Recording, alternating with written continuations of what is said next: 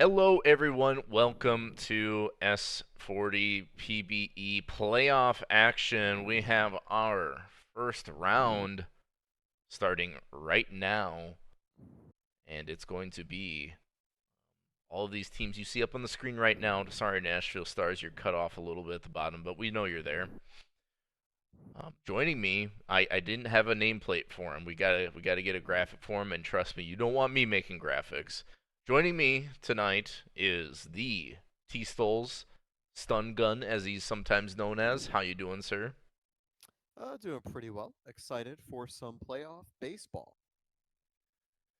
I am too. So this is a look at your Major League playoff matchups. We got Mako's Voyagers, Outer Banks Aviators, and San Antonio Sloths. And then over in the Champions Conference, Detroit Demons going to Death Valley to play the Scorpions. Space Rangers taking on the Nashville Stars. So if you don't know the format, we basically quick sim until a team can be potentially eliminated. So generally speaking, if a team goes up 2-0, then we play the game 3 out. If a team is 1-1, we don't play game 3. Kind of the rough format for both leagues.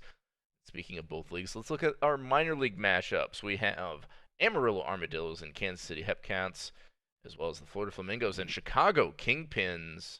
Winners of those matchups will await their fate for the Swift Steeds or the Brew City Bears. So minor leagues have a first round bye, which can be very, very useful for the Swift Steeds and Bears. But sometimes we see these first round teams take the momentum all the way through the World Series. Yeah, it's kind of a mix where you don't have to worry about a early elimination, but then all of a sudden you have a team that's running a really red hot streak that cannot be stopped. And we're going to see who gets hot at the right time as we are approaching our playoff time. Let's check out our scores. Starscream Masterclass.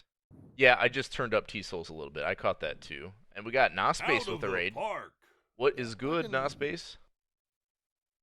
W raid from not space. Yeah, I can try to speak a little louder as well, No, apart from turning it up. no, I got you, dude. I got you. All right, perfect. So, Also, it's good to be a little quieter because I mean it's playoffs. It's going to get excited. It's going to get rowdy. yeah, we're using our normal voices. We got potential craziness going on. Um, Your eardrums will thank you when it's a game 5, bottom of the ninth, and there's grand salami. Absolutely. So I'm going to save here and check out our upcoming schedule. We don't have any games today in both the majors and the minors. So we're just going to do a real quick advance the day. Uh-oh. All right. All right, put a game Uh, crash counter at 1. all right. 1 second here, folks. This has happened every single time I've streamed.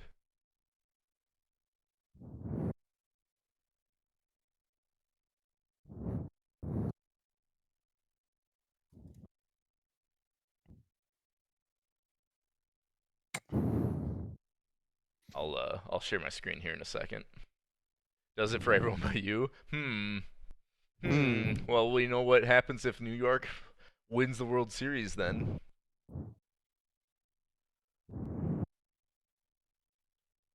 All right. I think we're in.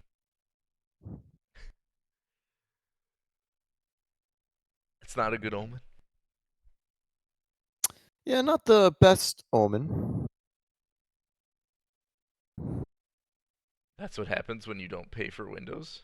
I pay for Mm-hmm. Windows. All right.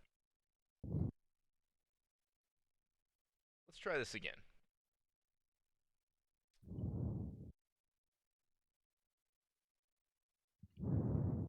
I mean, I paid for Windows like I don't know what, like 5 or 6 years ago, and then it just keeps forcing me to upgrade. Jerk.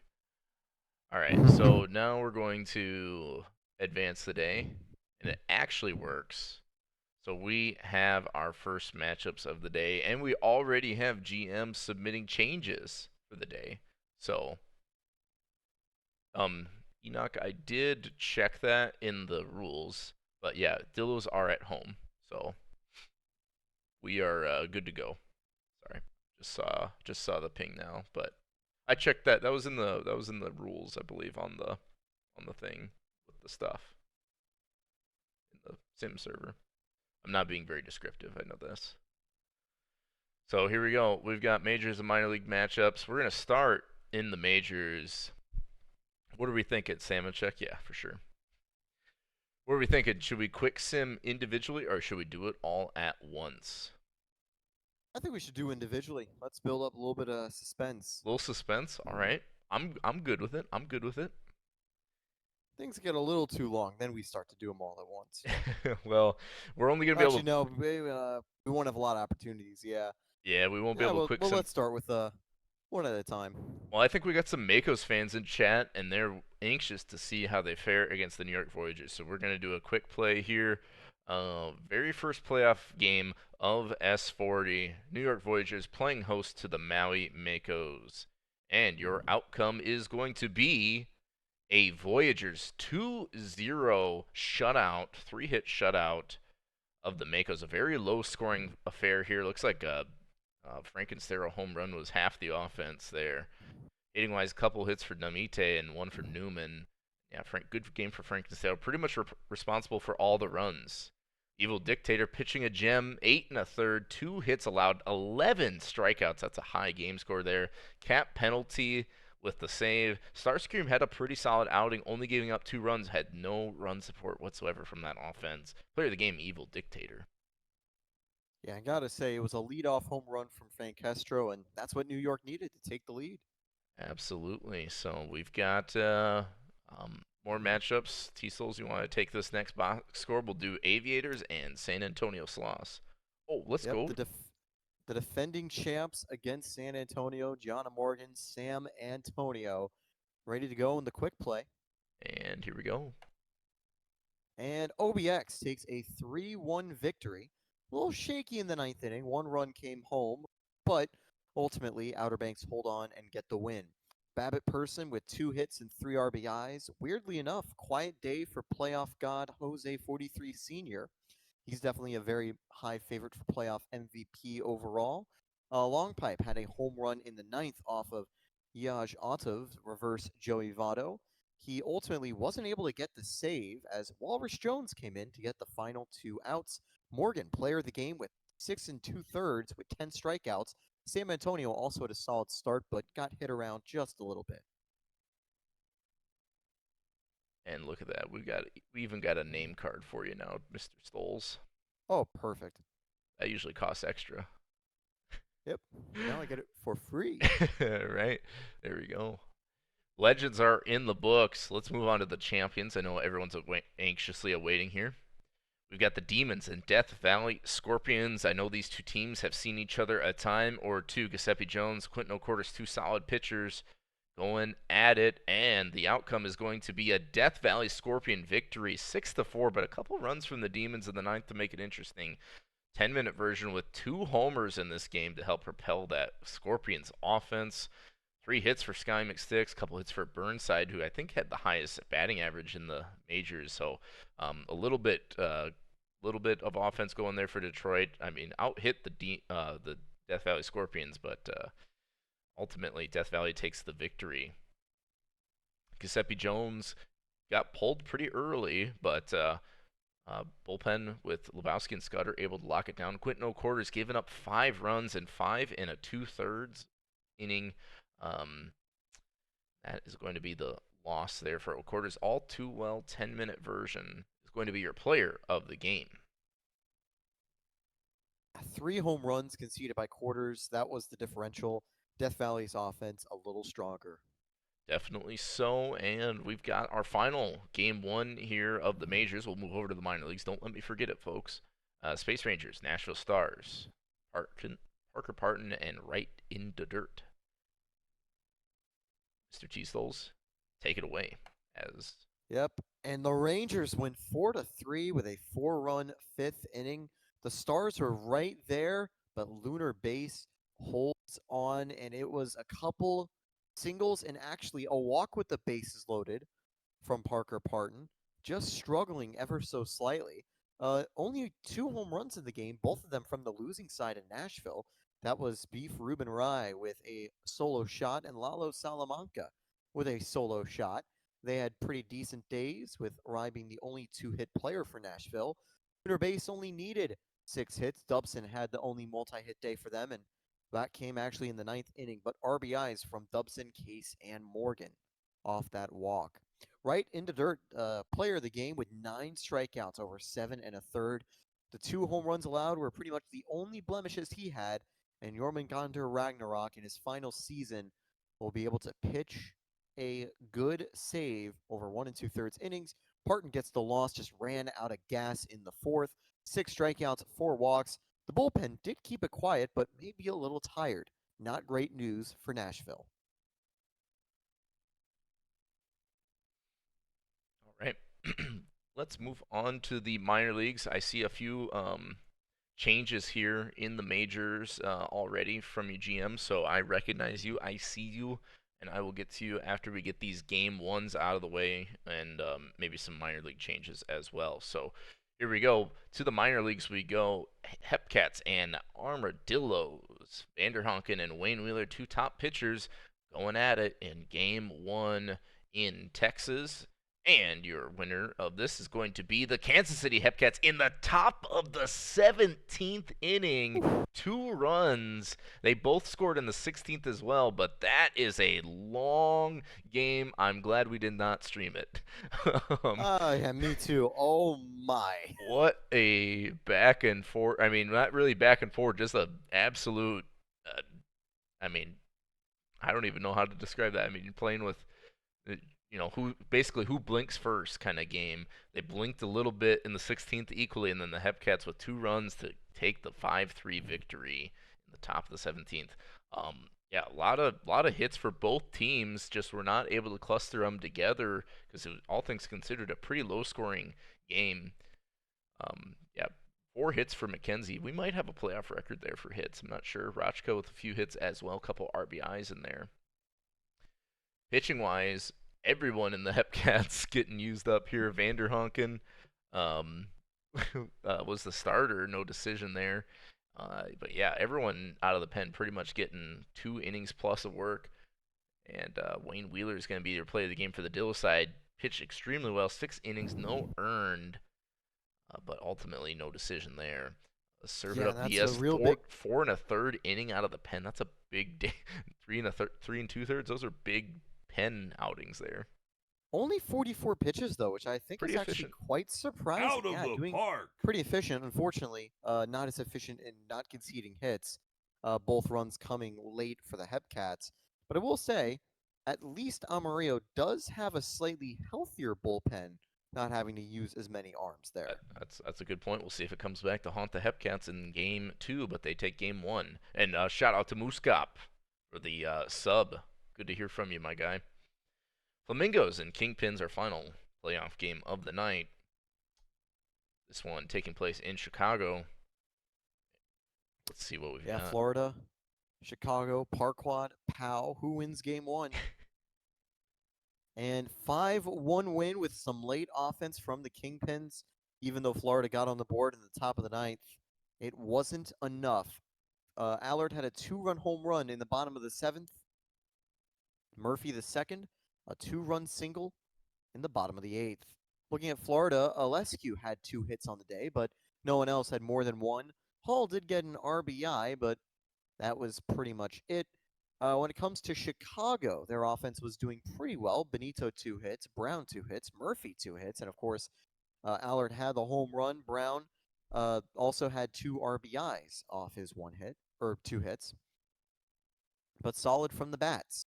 On the mound, Lothbrock, dominant 7 2/3 with 8 strikeouts, and Gaslight Girl Gate Boss was able to get the save. Not the cleanest with 3 hits and 1 earned, but they got the job done and held on to the victory. Furnace had a solid start, but had to leave the game early. Not enough gas to go the difference, and distance, not difference. But the difference is Furnace and Mushingo. Mushingo wasn't as good. He gave up the home run. He gets the loss. Lothbrock, player of the game. All right, and that is day 1 in the book. So what I'm going to do is save we'll advance the day, and then I'll check up on your changes here. So let's finish this one up, and we've got something from the Voyagers, of course. I'm just kidding. Love you, Enoch. Game 2. So we got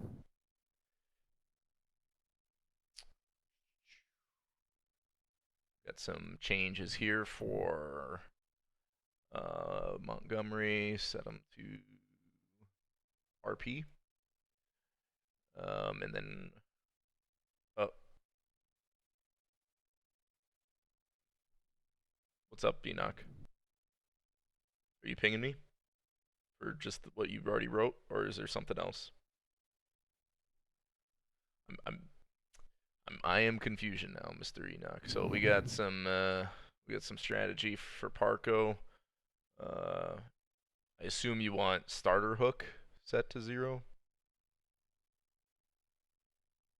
and Crawford.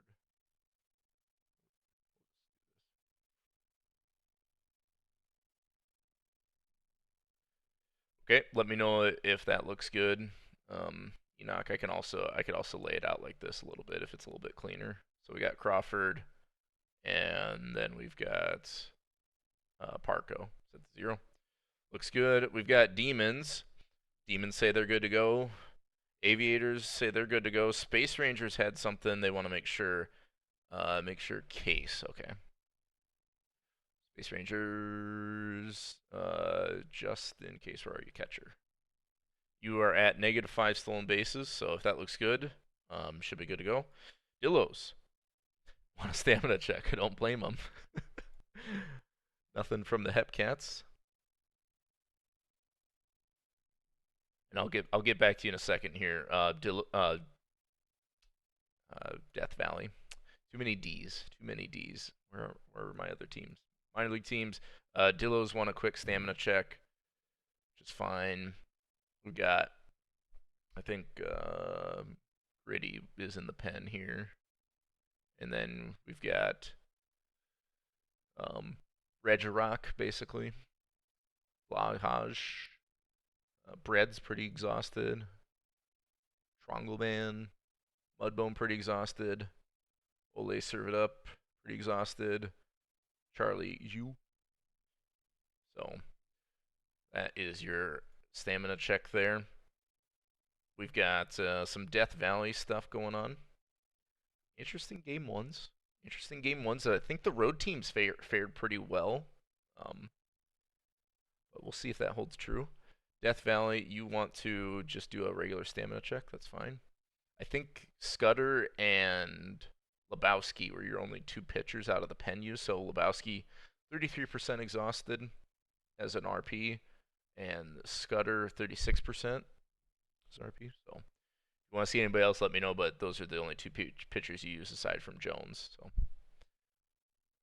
Sloss, no changes. Kingpin's good to go. So yeah, just last second chances here to get your changes in. Otherwise, we are going to get into game 2 shortly. So you got to ping me fast. You got like 30, 45 seconds to ping me if I miss something. No word from the Makos.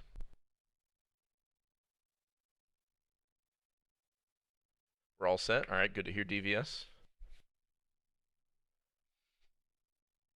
Oh, I can do my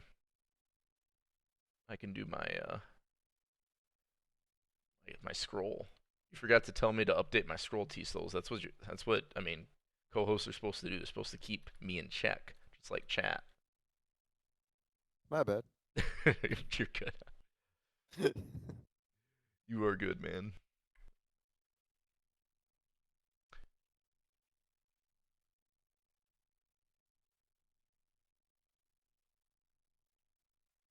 I got a ping here, and then we will get going shortly. All right, Dillos want okay. Quick change for the Dillos. But last chances here. We got to get things rolling. We want Charlie, Chuck, as he's maybe known as, maybe not. Where's he at? Secondary role. Okay. So Charlie, is it you? How would you say that? You? You? Is you? What is even stamina check? Yeah, I know I wasn't even updating the scrolling. I know. I know. All right. I think we're good to go, everyone. Game two's underway. Gotta speak fast. Dillos, you can just ping me if I miss something, so we can get to you. But let's get going. Game two. Voyagers, Makos.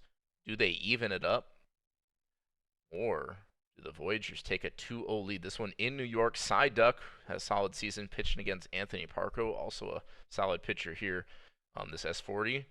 And your end result is going to be a New York dub in a big way, 9-3 victory. A lot of offense, all coming in the first couple innings, or almost all of it coming in the first couple innings. Mako's had quite a few hits too, but not nearly the run generation from it. Just only one walk versus New York's 8 walks as a team. 3 hits for Zach Johnson Jr., a couple hits for Brennan, but only a run or two for the Makos. And then over on the Voyager side, James Dion with a huge game, 3 hits in 4 at bats, 3 hits for Palidorus as well as Cove, and 3 RBIs for Cove at 7 spot. Anthony Parco gets the win, 6 innings, only 1 run allowed, 6 strikeouts. Nicely done by Parco. He's going to get the win. Psyduck getting roughed up a little bit, inning and 2/3, 5 runs allowed. Bullpen did some pretty good damage control, but ultimately the 7-run deficit was a little bit too much to overcome. James Dion is your player of the game. Jimmy D. Yeah, just a really solid win there from New York. 7 runs in the first 2 innings, and they were able to coast to victory off the reliant arm of Parco. Right, we've got the Slauson Aviators, the Outer Banks squad, getting a road win. You usually need to get 1 road win if you want to win the series. So we'll see if they get another one, or will San Antonio tie it up? Arya and Makudowicz, 2 solid pitchers as well, doing battle. And with that one, San Antonio will make it a 1-1 series. Makudowicz gets a victory. Arya gets the defeat. However, it was Outer Banks taking an early lead. San Antonio took the lead in the 4th and didn't look back. It's like a This McDonald loss 3-run hitting, homer. yeah, that was probably the big moment of the game from McDonald. He had 2 hits in the game, but that one in the 4th was the most important one. The only other 2-hit player from San Antonio was Long Pipe, who's had a solid start to the playoffs. Van remains hitless as Suyu won the Legends batting title, and Cole Kim also get on the board with some hits, and Kim had an RBI. But a quieter day from the Outer Banks offense. Arya, 9 strikeouts in 6 1/3, but unfortunately had conceded a few too many runs, as the rest of the bullpen did a good job to try to shut the door, as Makudowicz had a great recovery after the early 2 runs allowed. DePollo and Sahlberg hold and save. Bobby McDonald Jr., player of the game. Right, Legends are all wrapped up for games 2. Got the Demons and Death Valley Scorpions. Will they knot it up, or will we see another 2-0 series lead? This one again in Death Valley. Poe Scott taking on Hugh Man, and it's going to be a Death Valley victory, albeit a slim one. 3-1 victory for the Scorpions, quieting down the Demons bats, who have usually been pretty formidable, but only 3 total hits for Detroit. Run coming from a solo shot from Casey Vita. Over on the Scorpion side, not many more hits, but Brandbill Osman with a couple hits, and then Rusty Salmon Arms with his second home run of the series. Looks like a solo shot as well. Great pitching from both starters, realistically, but Hugh Man, 6 1/3 and 2 runs allowed, 6 strikeouts, not going to have the run support for the win. Poe Scott getting the win in 7 innings, 11 strikeouts, only giving up 2 hits. Maybe could have left him out there longer, but Petrovic comes in for the save. Poe Scott is your player of the game. Yeah, big win there for Death Valley, and it takes us to another matchup between members of the Champions East, Lunar Base, and Nashville. Alexander Benjamin, Bazooka Joe. It goes 10 innings, Woo! but ultimately Lunar Base take the victory. Wow. Woo! Whew. Look at that graph going back and forth. Lunar Base's offense did pretty well. Ultimately, in the 10th inning, Alvarez had an RBI off Zeagles player, Jebediah Crunk Jr., 2 hits for Slaseco and Sung Jr. Meanwhile, for Nashville, their bats were also okay. Only Aldrin Soft couldn't get a hit and hasn't gotten a playoff hit yet. Ochamp Reyes, 3 hits on the day, but only 2 RBIs. One from Cookie Monster, that was a home run. The other from Lalo Salamanca. When it comes to pitching, Bazooka Joe, 5 innings, 5 strikeouts, and ultimately is Chorizo Ichinos conceding the first run, and Jebediah Crunk Jr. 1 hit, conceding that second run before getting out of the inning. Alexander Benjamin, a solid playoff outing, 7 innings, 7 strikeouts, only 2 earned. Jormungandr Ragnarok, dominant from the bullpen as Marston needs 1 pitch to get the save. One pitch save, you love to see it. Also, player of the game, Alexander Benjamin, Mr. Hummus, does get one little scoop of the player of the game category. All right. So that is it for majors. Take a gander, all you GMs of the major league variety. Head over to the minor league.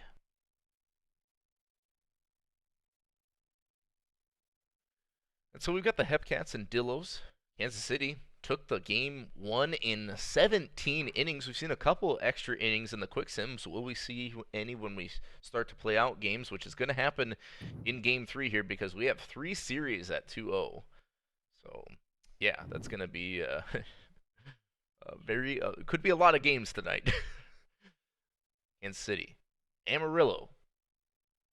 It's going to go to the Dillos. They win 6-2 thanks to 4 runs in the bottom of the 6th. Kansas City doubled the hits of the Amarillo Armadillos, but Dillos must have given up a lot of, or Hepcats must have given up a lot of walks and just some untimely hitting here. But yeah, McMagic and Akio, 3 hits apiece. Gunk Jr. and Jigglesworth with a couple hits as well. Just there was nobody on base at the right time when they got those hits. Schuldiner with 2 RBIs helping propel that offense, but I'm not really. There's a couple runs unaccounted for. I don't know if it was on like errors from El Perro or if they were walked in. But yeah, we've got not a lot of hits, but enough offense to get the dub. Simmons the second getting the win in the start. 5 1/3, two strikeouts and 1 earned run.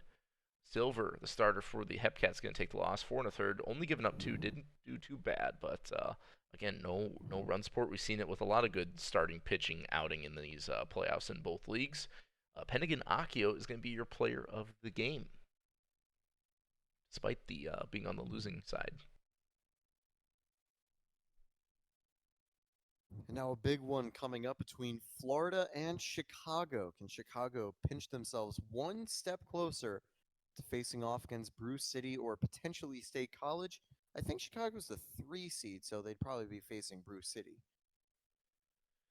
Yeah, I guess it'll be the lower record team, right? We'll face the Swift Steeds. Yeah, I think so. So here we go. And taking the Go ahead. taking the mound for Florida will be Apollo Hyde making their playoff debut. Rugsy with the Heelys is going to be on the mound for Chicago, who will take game 2. And it will be the Mingos. Ooh, pretty solid outing there from Florida with a 6-0 win. Pretty surprising. The Kingpins had 8 hits but were kept quiet. They just weren't able to score with runners in scoring position. Brittles 3 hits on 5 at bats, but couldn't bring any home. Florida, meanwhile, Cal Pico, a 3-run shot in the 3rd inning. Solid game for them. Bang also had 2 hits, although the only other RBIs came from Hall and Gordon and Cooper.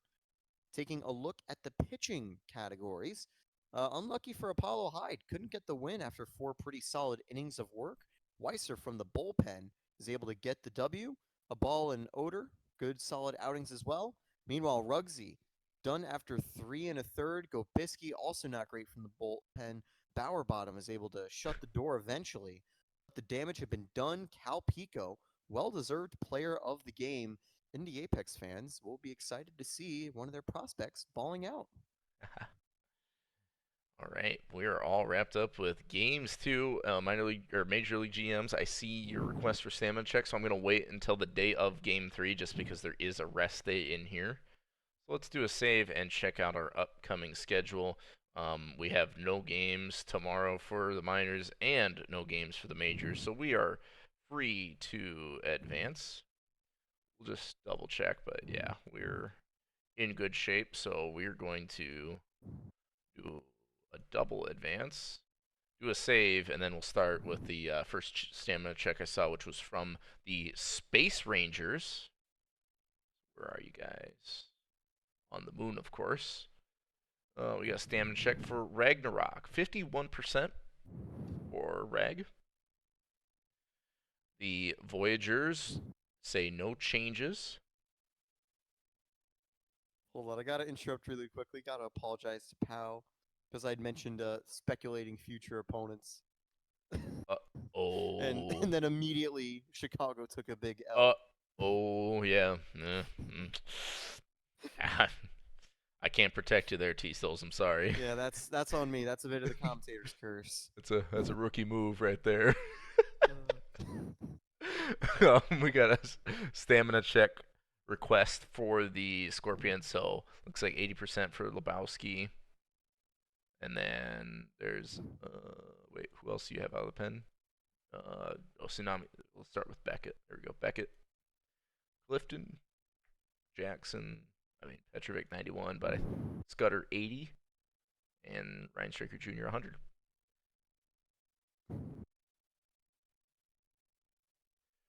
What you mean? I can play the Lunar game out first, or Quick Sim? Oh yeah, that the one that's tied 1-1. The Quick Lunar base, Enoch.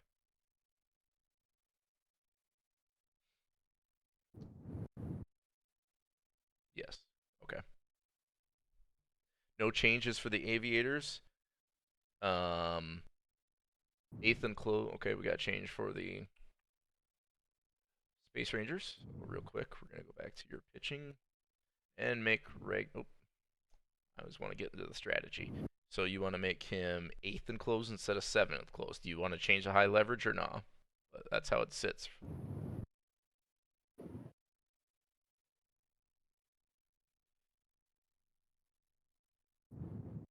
You can stream that. Yeah, everyone's everyone's 2-0 except OBX and San Antonio. And then in the minor leagues, everyone's 1-1, right? If I'm not mistaken.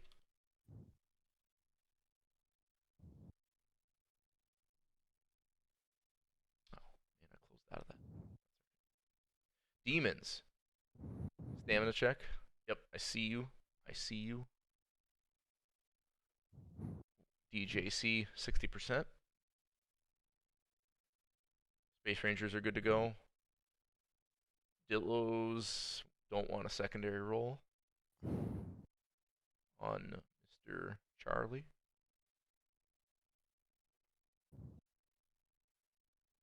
Okay, let me know if that looks good. Kingpins would like a stamina check.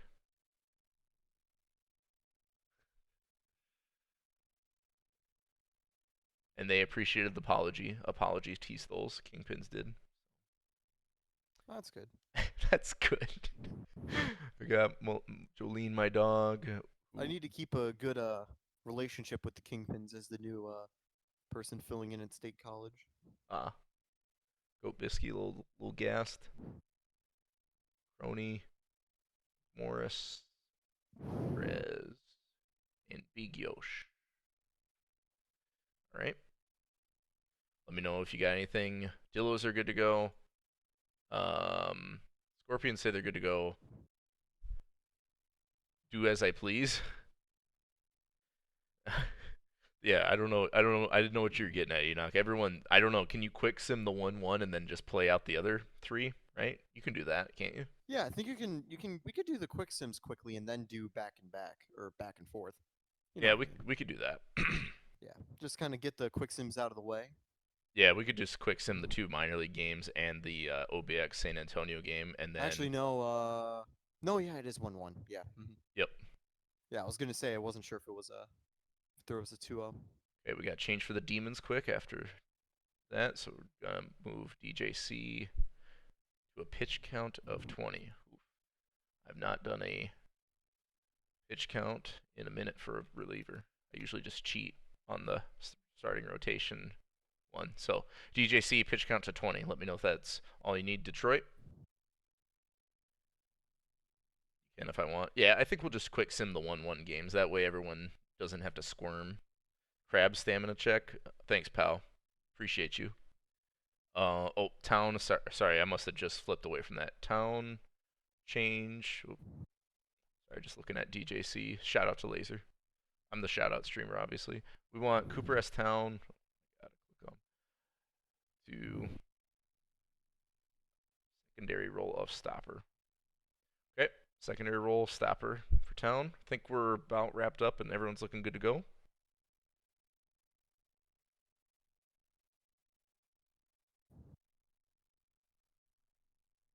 Thanks for catching me, Danny.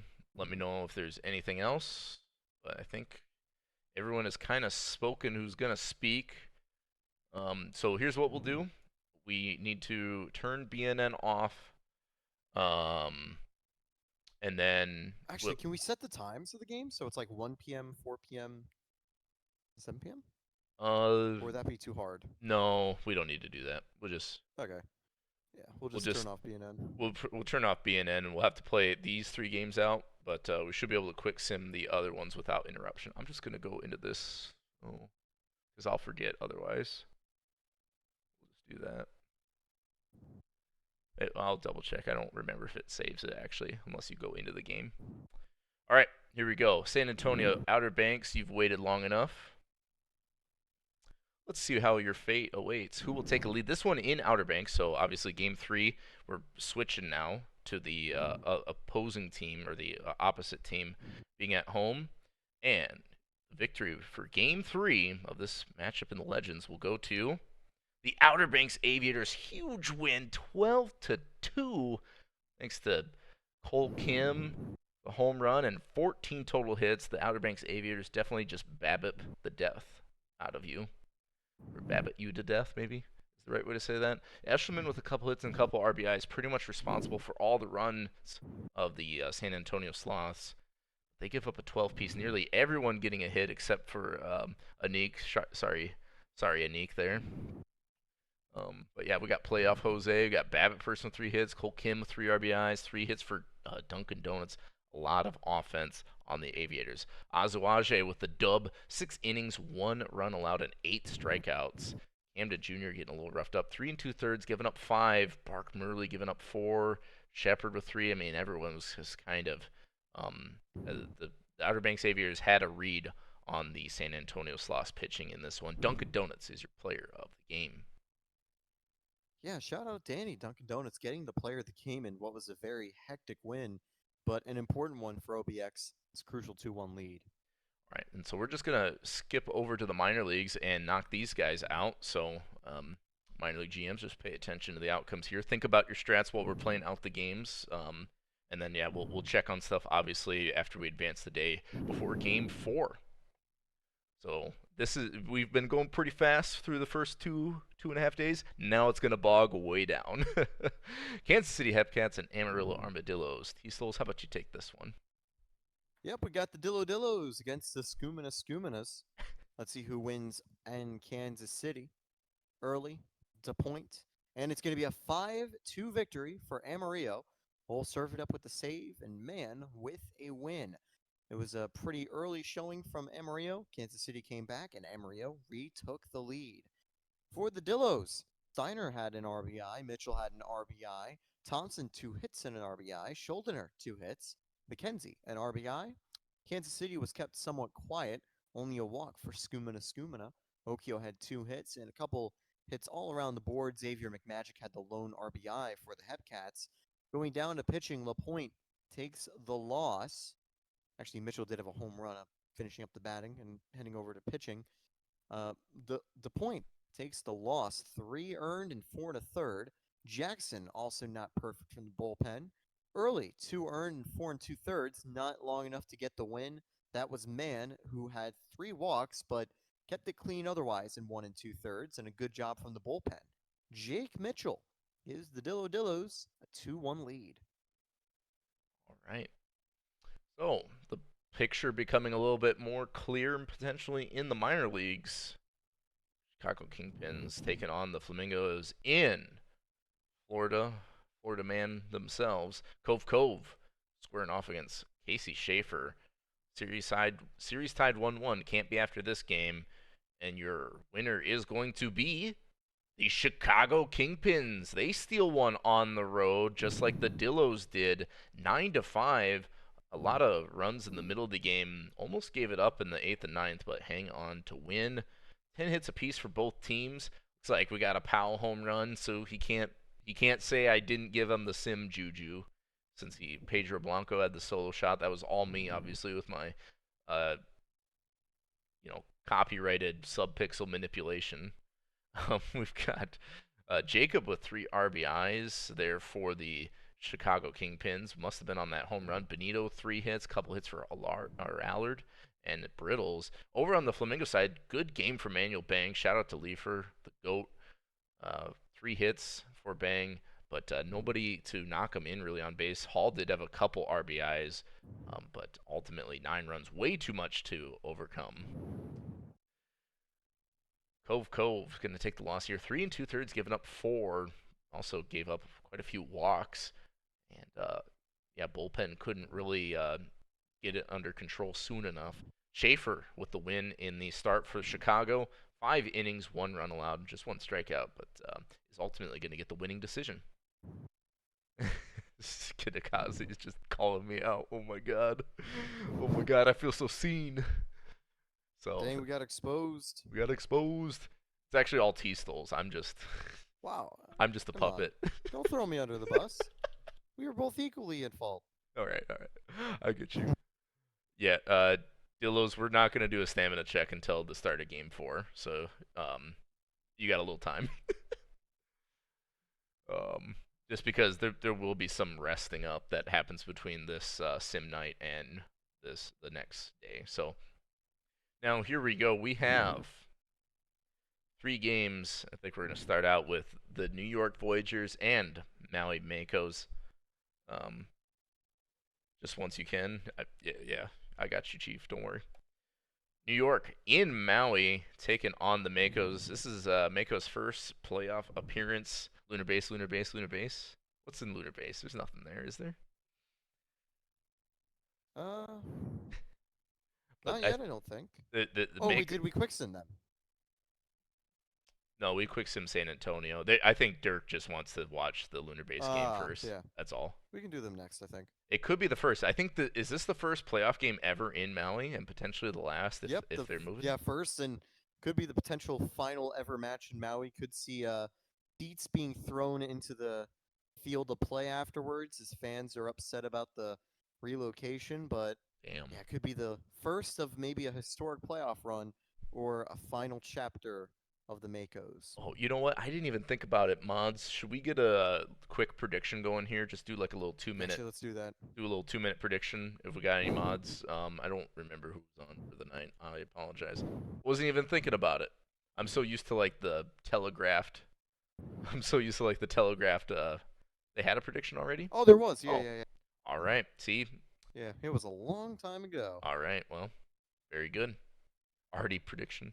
Do it again. Another prediction. Double or nothing. Right, let's do it. Let's reset. Let's go again. All right. We've got What Can I Say Except You're Welcome? The lefty southpaw taking on Xavier Crawford. J.R. Frankensero set to lead this off. tstols, you want to do the first couple? I'll do the middle, and you can send us off into the sunset. Yeah, I like that. All right, let's do it. First pitch underway. Maui and New York. And we do have BNN, so we should be good to go.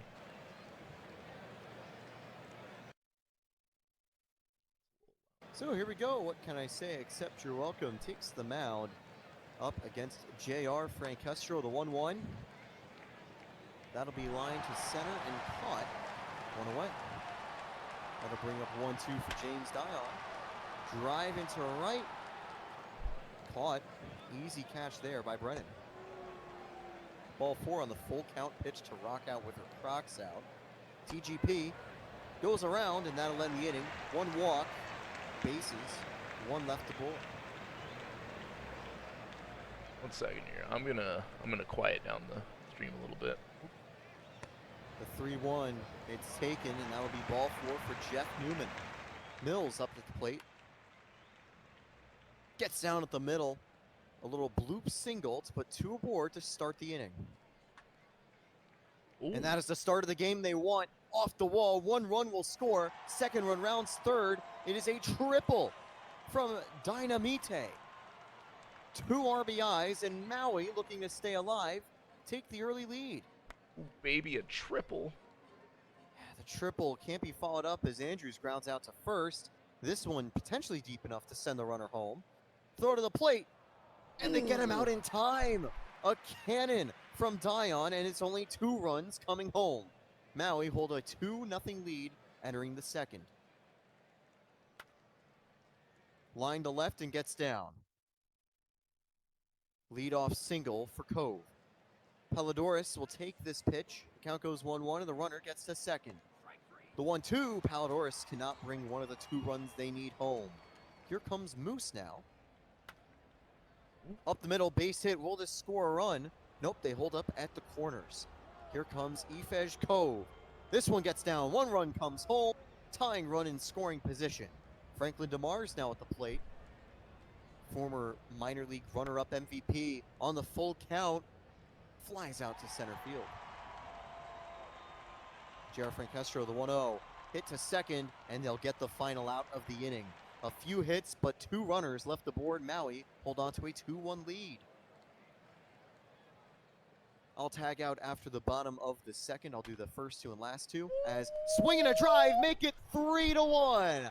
Hatsu Kaoru, first home run of the postseason, and that is a 3-1 Maui lead. 433 feet. Kaoru had a monster season, maybe keeping Maui in the playoffs here with that swing of the bat. That is what they will hope for. Brennan with a walk. Here comes Lewis. Swing and a miss. Here comes Banana Boom.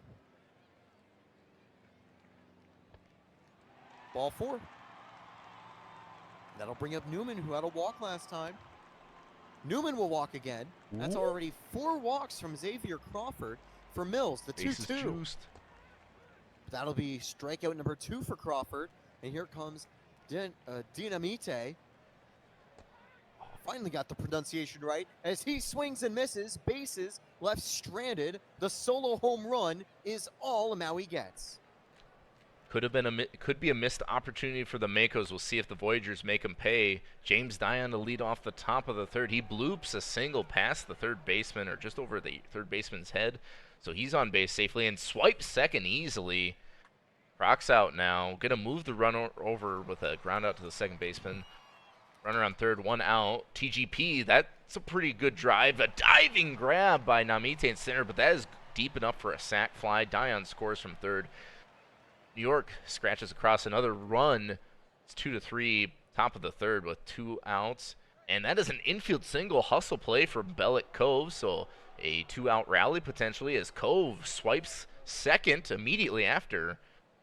Halidorus going to get taken a U3'd, if you will, by or for out number 3, and that will do it. So New York playing a little small ball, make this a 2-1 or 2-3 game, getting that 1 run back. Aiden Andrews going to lead this one off with a fly ball to center field, brought in by Dion for out number 1. And that is a clean single by Zach Johnson Jr. to right. 1 hit for Zach Johnson Jr., and that is a blooper over the 2nd baseman's head. Kaoru with a solo homer now. The single, and that is going to be a 6-4-3 double play that Danny Brennan grounds into, killing the opportunity here for the Maui Makos. So no runs in this bottom of the 3rd. Head to the top of the 4th. Voyagers trailing by a run. Moose to lead this off, and he strikes out swinging. Throw it around the horn. Jeffy backwards Cove on the 2-1 count is going to drive this one to the center fielder, who just ranges over to it to get out number 2. Franklin DeMars, the first baseman, gives this one a pretty good shot. That's going to one-hop the wall. That's good for extra bases, and DeMars has got a standing double with 2 down in the top of the 4th inning. Bringing up J.R. Frankenstero on the 2-2 count, and Frankenstero is just going to loft this one into right field. Reeled in by Brennan for out number 3. No runs in the top of the 4th. We head to the bottom. Maui leading 3-2. Jeff Lewis on the 3-2 count is going to strike out. Xavier Crawford blazing that 101-mile-per-hour fastball by him. And that is going to be a good shot. That bounces off the wall in left center. Bound Boom, the 9-hole hitter's got a standing double with 1 out. Good scoring opportunity for Jeff Newman, one of the Mako's better hitters. Righty on lefty matchup. But Newman's going to pop out to shallow left center. Out number 2.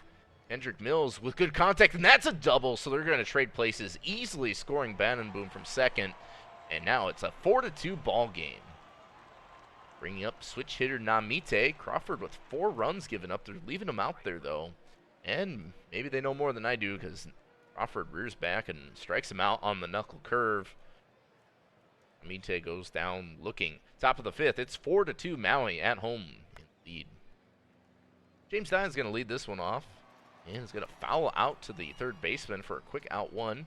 Croc's out. He's going to take the walk there on the full count. So trying to drive up the what can I say except you're welcome pitch count. But hold on. We've got a TGP double. Runner from first stays at 3rd, though. 1 out. Runners in scoring position. And we've got a pitching change. Dolores Clifton's in the game and in Twitch chat. Going to administer a 3-run walk. Bases juice. And we've got, what is that, a wild pitch? We've got a wild pitch to score Crocs out from 3rd, so now runners advance to 2nd and 3rd. New York on the board for 1, and then that is a single between 1st and 2nd base. TGP scores, and Cove slides in head first safely, getting it from 2nd. Squints Palladores with the 2 RBI single to give the Voyagers the lead in the top of the 5th. But then Joey Moose gets rolled up into a double play to end the inning. So it could have been a lot more damage, but the Voyagers do strike for 3 and take the lead. Tucker Montgomery still out there for New York in the bottom of the 5th. Hayden Andrews lead this one off. Gives this one a pretty good ride, but caught at the warning track by TGP for out number 1. Zach Johnson Jr. is going to ground out to the first baseman. Will take it himself. That'll bring up Hatsu Kaoru. A couple hits in this one, but cannot get a hit there. Pops out to the first baseman. That might be our first 1-2-3 we've seen all night there. Makos go down in order. 8-hole hitter due up for the Voyagers in the bottom of the 6th as Jeffy Cove strikes out looking, lifted with 102 straight gas. Strikeout, DeMars due up now. With 1 out, DeMars going to fly out to shallow right center for out number 2. J.R. Frankenstero, leadoff hitter, is going to get a single. So 2-out single, maybe a 2-out rally for the Voyagers. Dion has a hit in this one already and going to not get a hit. Just did get the fielder's choice. Close play at 2nd. And the score remains 5-4. Mako's half of the 6th. It's going to be Brennan to lead this one off. And Brennan watches strike 3 go by from Montgomery. Out number 1 on the cutter, it looks like. Jeff Lewis gives this one a pretty good ride. And that is going to be 1 hop off the wall. Another double. They've been getting a lot of doubles in this game and triples, not very many home runs. Got Boom with a runner in scoring position, but a diving grab by J.R. Frankenstero to save potentially a run. Jeff Newman due up with a runner on 2nd, but he flies out to right. So the scoring opportunity again squandered on this Mako's offense. We head to the top of the 7th for the Voyagers. Croc's out's going to lead this one off with a strikeout. 1 out. TGP due up, and TGP grounds out to the pitcher.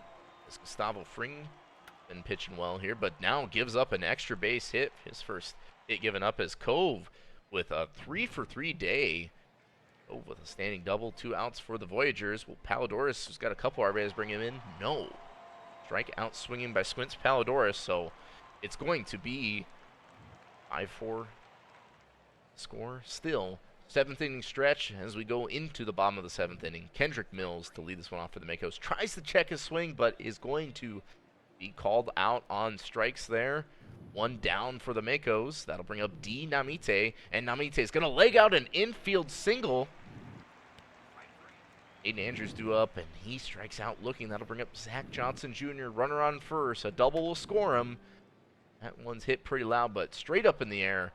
Handled no problem by Dion in center. Top of the eighth, tstols kind of shifted momentum to the Voyagers. See if they got what they got in them.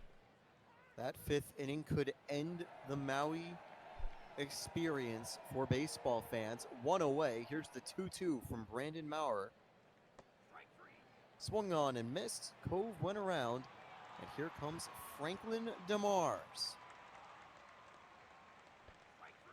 That's 2 quick strikeouts from Maurer. We'll head to the bottom of the eighth. Maui need 1 run on 6 outs. In the game for New York is Pete Williams. As this one gets down into left field, tying run on first for Brennan. Brennan swings and misses. 96-mile-an-hour fastball. Swing and a miss. The 2-2, that one going 164 kilometers per hour. Swing and a miss. Back-to-back-to-back strikeouts, and Williams gets out of the inning. Top of the ninth coming up. 1-2-3 due up for New York. Swing and a miss. Maurer with a quick strikeout. The 1-1.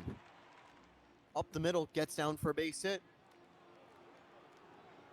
Double play opportunity on board, but here comes Dion, and he will steal another base. Line to center field. The runner not going to score from second. Dinamite gets in front of it.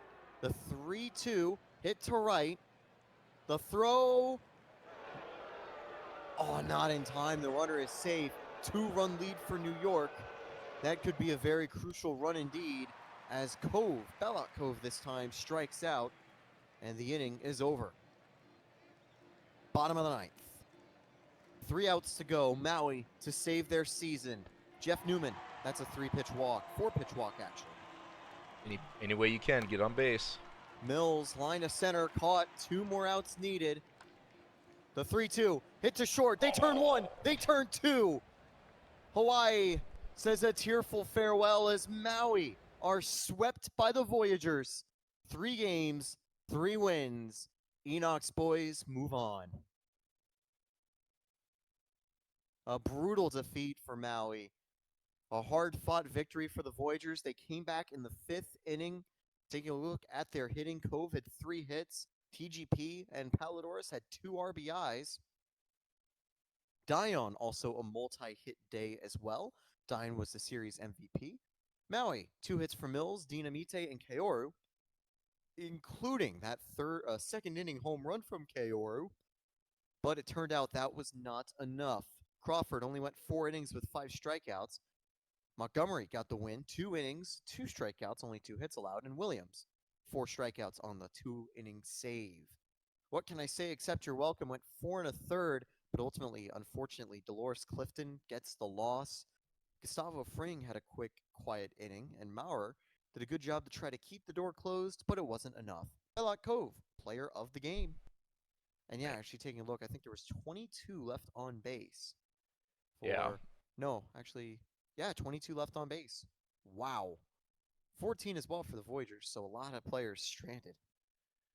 I think it's just a testament to how good both these pitching staffs and bullpens especially are. So we've got one team punching their ticket to the next round. Congratulations to the New York Voyagers, and again, great season for the Maui Makos. Playoffs are definitely, well, there's nothing to be said that hasn't been said already about PBE playoffs.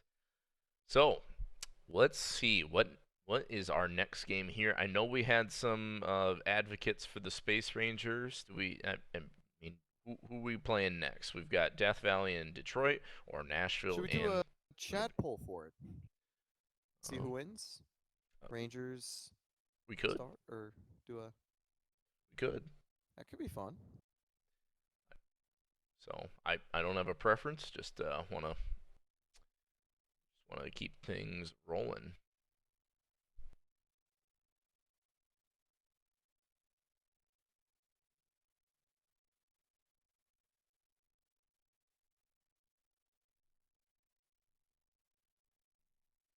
All right. Well, I'm not. I mean, somebody doing a poll, or I didn't see it come up, but otherwise I can Or just pick. no, yeah, I don't think there's a poll either. Yeah. Plague is a fan of going in order. Oh man. Yeah, Let's no biases at all. Surely, I agree. let's do Space Rangers and Stars. I know we got Hummus. We got an advocate for Luna in the chat, and I think Dirk is around too. Oh Yeah, my might god. as well. We got a few lunar base enjoyers here. Sorry. I guess I always forget that. I always forget that Ryan, you're on Death Valley now. I just think of you as Julio Ruiz so much. Oh yeah, hummus isn't here by the way. Oh, okay, cool. All right, we've got Man O'Wright, the man himself, and Benny Sheets, two solid pitchers going at it here. Both lineups very potent. This could be. I miss Julio Ruiz too, man. Both. I mean, this could go. I can see this going either way, but the Nashville Stars backs against the wall. Do they pull off the reverse sweep? Because that's what they need to bank on now at this point.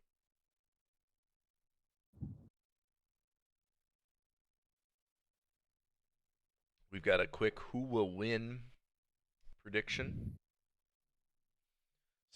Stars or Space Rangers.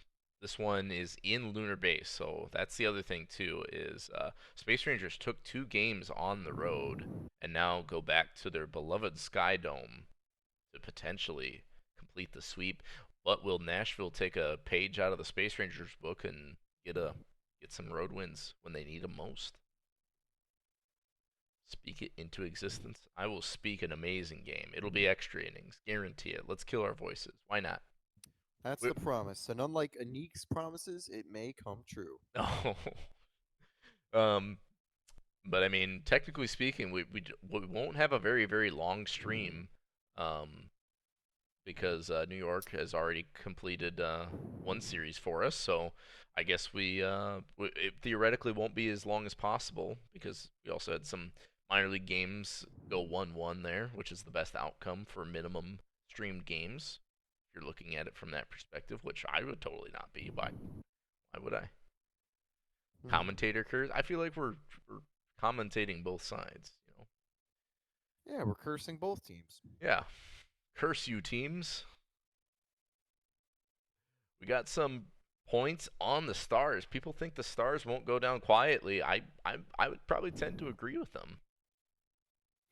I think the Stars will have a little bit of fight in their tank. Otherwise, my predictions are going to be not good. My TPE might as well just rage The retire. TPE I mean, if just you're not. evaporating into thin air. Oh no. All right, let's get this one rolling here. Last chance to get your predictions in. If you, I guess I'll take the first and last couple. If you want to take the middle of it, we'll kind of alternate and go Yeah, from sure. I can there. do then. Yeah, then I'll do the 1, 2, 8, 9 for the next one. Yep. We'll just kind of Perfect. alternate there. Man, all right. Pitching to Cookie Monster. A little righty on righty action. First pitch coming up right meow.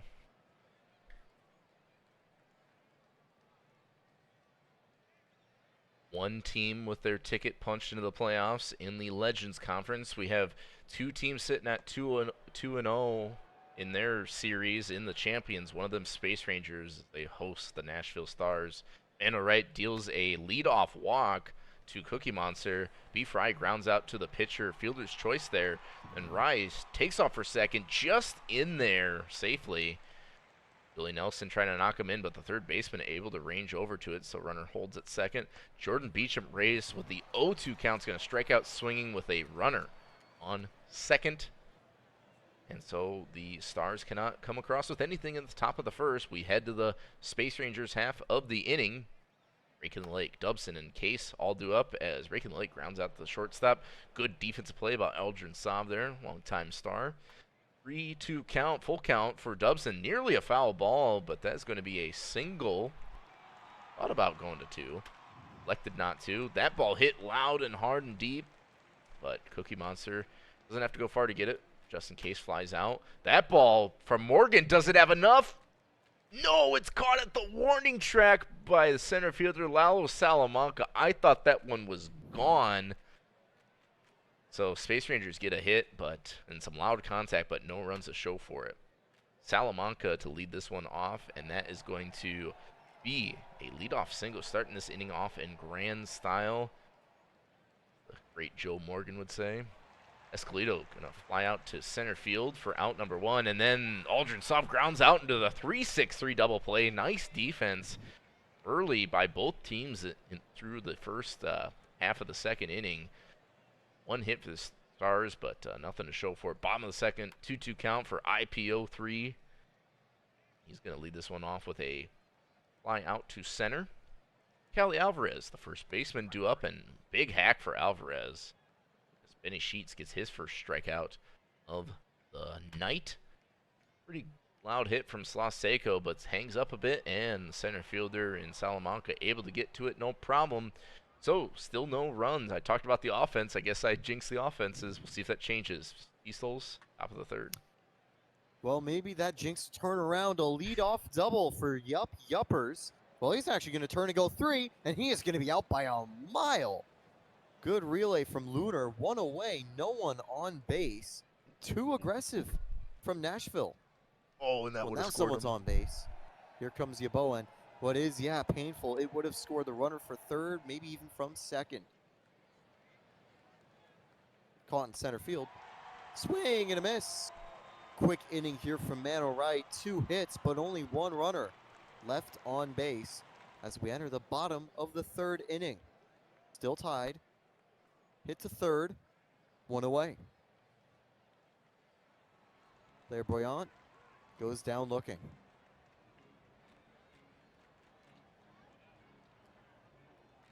Two 1. Hit to short, and that will end the inning. A quick 1-2-3. And that takes us to the top of the 4th. Hit to third. Could beat out the throw. No. Good play there to get Nelson out. Ochamp Reyes goes down looking. And that time, I think it was a circle change. Got him looking. Hit to third, and that'll be the final out of the inning. Another 1-2-3 there from Mano Wright. The defense continuing to cook. Bottom of the 4th, due up. Here comes Matt Dubson. And a good play over at short, 1 away. Here comes just in case. Out at first. Swing and a miss. A strikeout from Sheets. His third will keep Lunar base quiet. He's only allowed 1 hit. We enter the top of the 5th. Still a tie game. Driven to center, but not enough distance. 1 away from Escalado. Here comes Sauve. Sauve up the middle. That gets down for a base hit. And here comes Yuppers, who almost had a triple last time. No such luck. He's going to go down looking. Here comes Yeboah. Yeboah driven to right. There it goes off the wall. 1 run will score as it was 2 outs. And it is a triple. Yeboah makes a 1-0 lead happen for the Stars as they look to stay alive. Hit deep to center, but not far enough. 1-0, 1 runner left on base.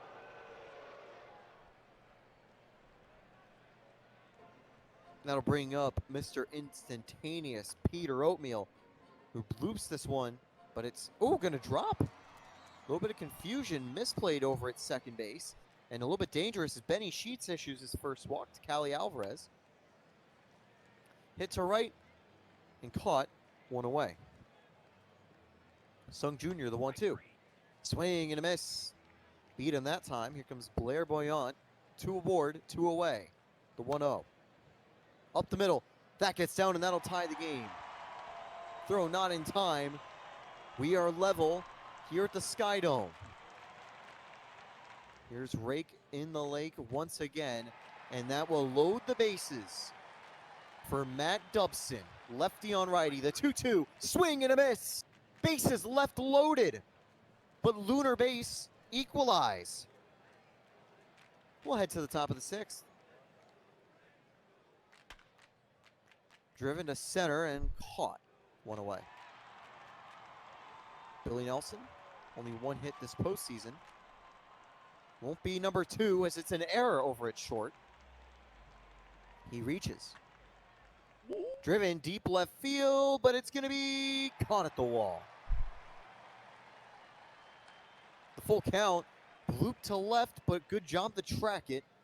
We stayed tied with one runner left on base. Just in case, the 3-2. He gets a walk. Here comes Arthur Morgan. 1-2, swing and a miss. Here comes Peter Oatmeal.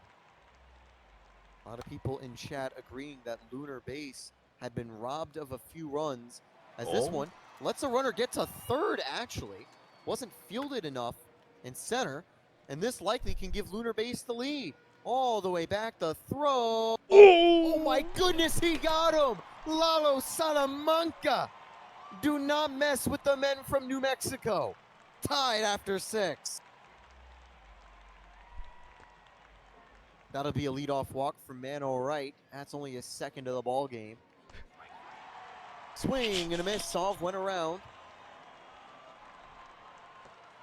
Swing and a miss. Another strikeout for Mano Wright. Make it 6 in the ball game. Here comes Yeboah. Tony Yeboah hits a third, and that will end the inning.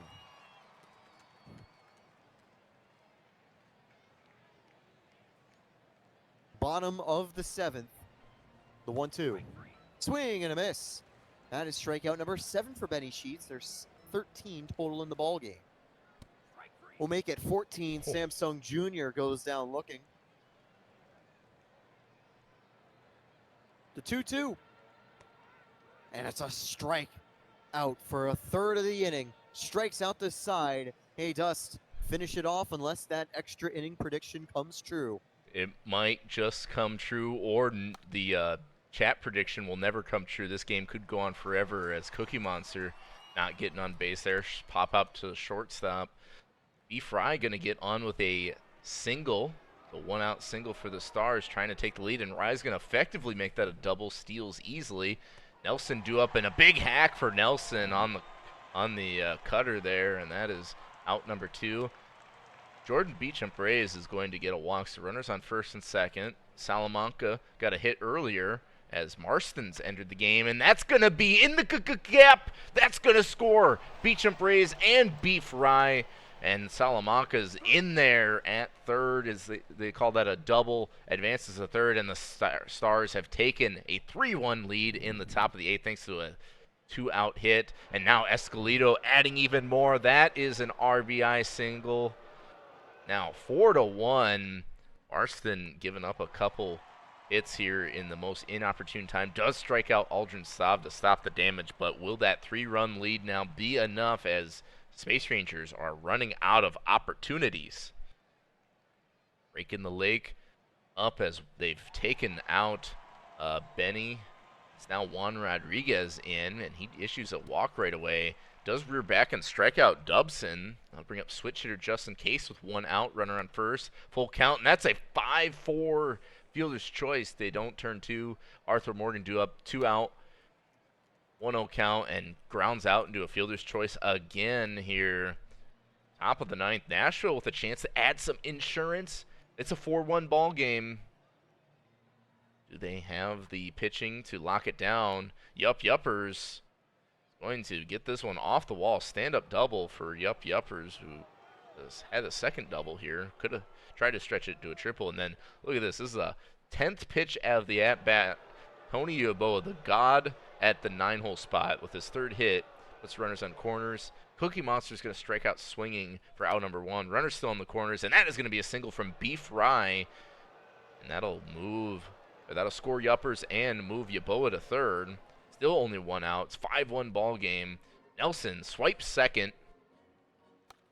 Runners in scoring position, 1 out. And that is bobbled by the first baseman, Cali Alvarez. That is a fumble bumble to let the runner score. Runner maybe scored anyway, but it would have been at least 2 outs. And now Beecham-Reyes swipes second. Runners in scoring position, and that is a wild pitch. So now we've got 3 runs here in the top of the ninth for the Stars. 7-1 ball game, still only 1 out. Beach and Praise finally strikes out swinging for out number 2. I'll bring up hot hitter Salamanca, who's going to watch ball 4 go by. Esteban Escalito, the switch hitter, taking on Beauregard Rove, and he strikes out. So Rove comes in and quiets things down finally, but Nashville has exploded for 6 runs in the last 2 innings. Space Rangers fighting an uphill battle as the Stars, again, not going quietly into that starry night. And that is going to be a ground out by IPO3 to the first baseman. Cali Alvarez does draw the walk, bringing up lefty Slaseko. Jebediah Crunk now in for the Stars. Slaseko is going to get under this one a bit and fly out to center field for out number 2. And that is going to be Samsung Jr. striking out, swinging. The Nashville Stars get a game back from the Space Rangers on the road, so both teams with exclusively road wins as they win big 7-1. What a game.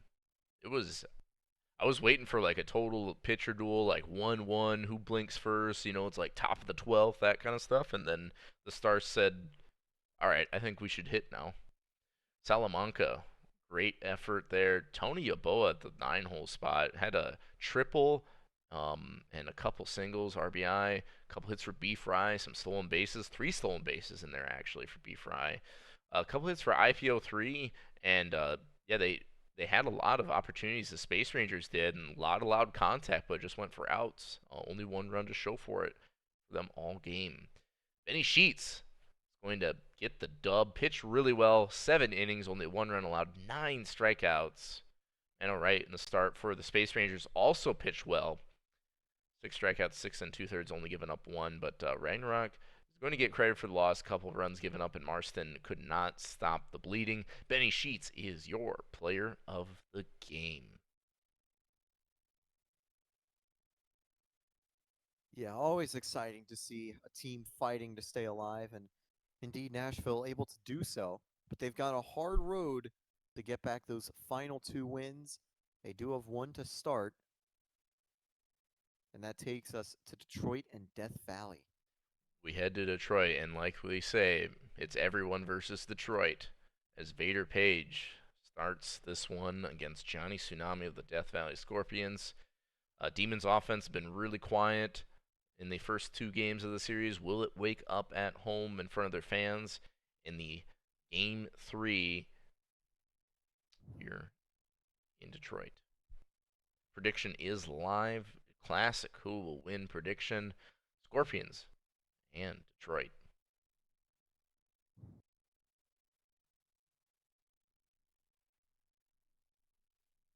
Yeah, that'll be interesting. My money? Really tough. Got Tsunami against Vader on the mound. I'm not going to do any insider trading here. What? Insider trading. I don't know if that's quite the. Yeah, honestly, because I was going to like maybe try to transition into a joke about us having a script, but like we actually don't. So like Right. We don't have a script. we don't. Right. There is no script. There's no Yeah, playoff script. yeah, I get you, T-Souls. There is no Yeah. script. Right. Yeah. It's not going to be the OBX 3rd title in a row and State College getting another, like Anik promised and declared from day 1.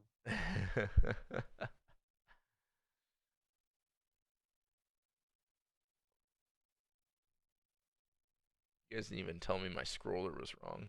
2-1 lunar base. I'm running the series tracker. Jeez.